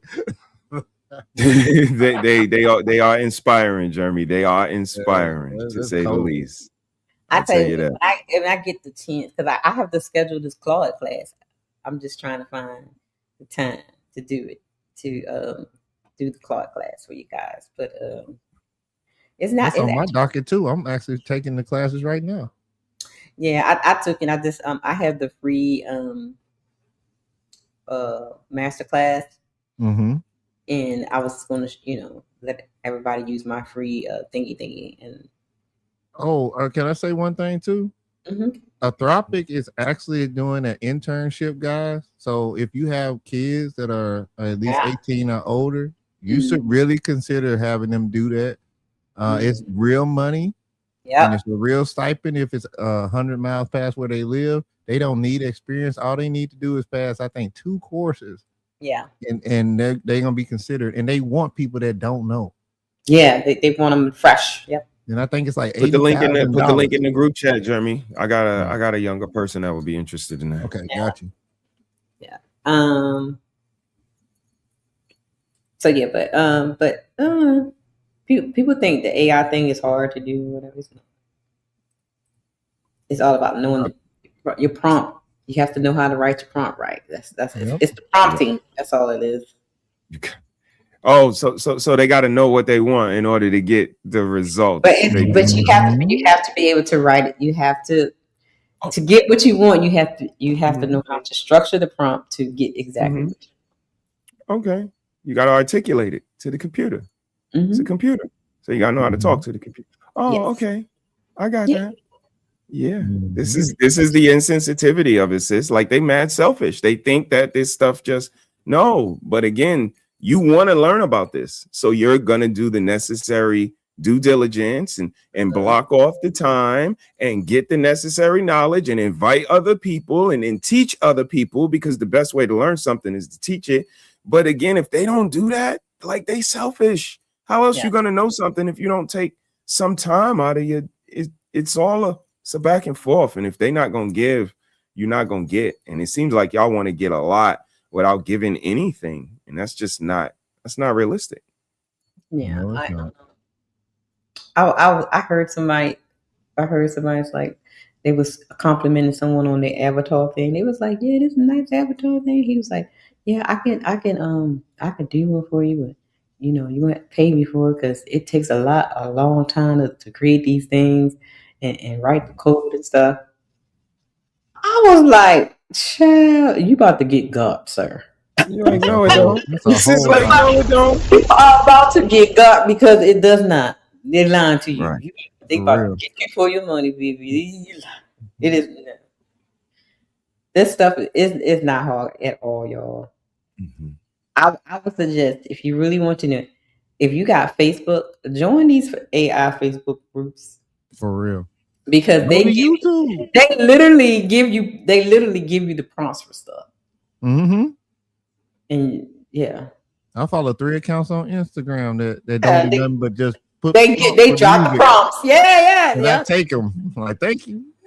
All you gotta do is join some of these Facebook AI groups like the VO3, the Claude, the ChatGPT one, any image like prompt groups. Join those groups because they literally just drop they'll show the picture or the video, and then they'll drop the prompt in the comment or whatever in the description. Copy that and then just make it your own. Yep. That's I'ma how, take- so you'll learn how to structure your prompt. So then once you get to know how to structure your prompt, you can create anything. It's not hard, y'all. And I tell you what, you wait until I get done watching this 2-hour YouTube video on how to put Claude with your Robinhood bank account. Oh yeah. I It did is over. mine already. Mhm. Yeah, I'm finna. I did mine already. I'm finna be looking happy and healthy over here. I can't wait till I finish my sleep.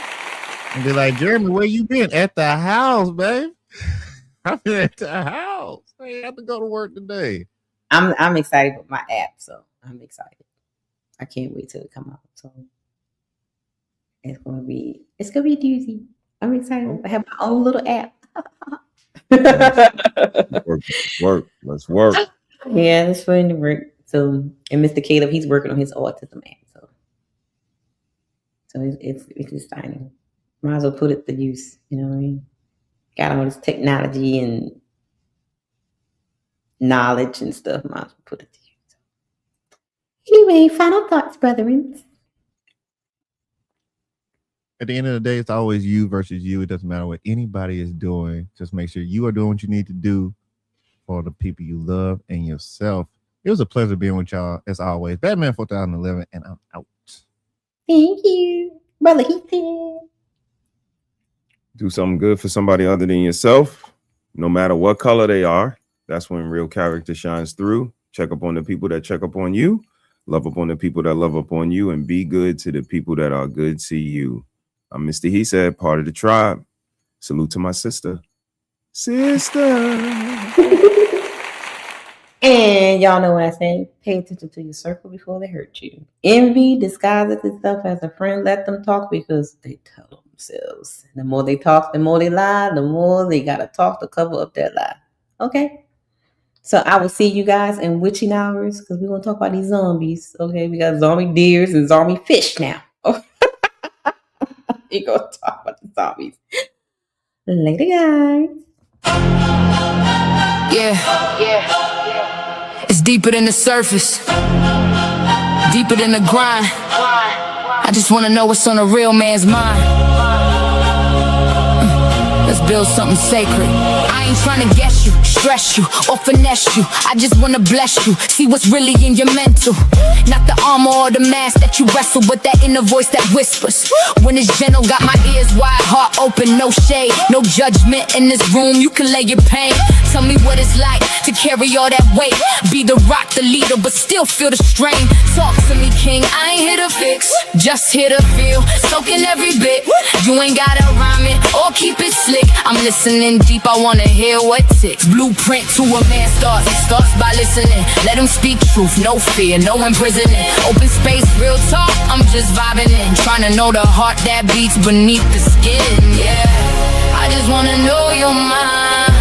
Every corner, every climb. You ain't gotta hide behind. Just let it go, take your time. Tell me about your father or the lack of his touch. Did that teach you silence or teach you to clutch? What do you dream when the world ain't tough? What do you need when strong ain't enough? Where's the joy that you bury in the grind? What fears dance in the back of your mind? Who taught you love? Who taught you war? What's the wound you still trying to ignore?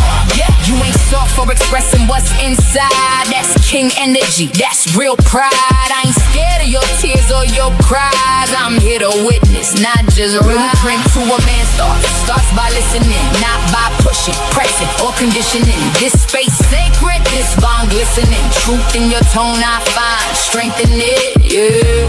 I just wanna know your soul, not just what you control. This ain't no casual stroll, I'm here for the whole, yeah, the whole. No interruptions, no, should've said. Just say it raw, say it how it's in your head. You ain't gotta bleed, just speak your thread. I hold the story, every word you said.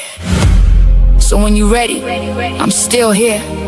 A woman with ears that don't just hear. I build temples with your truth, cause knowing you, that's the proof.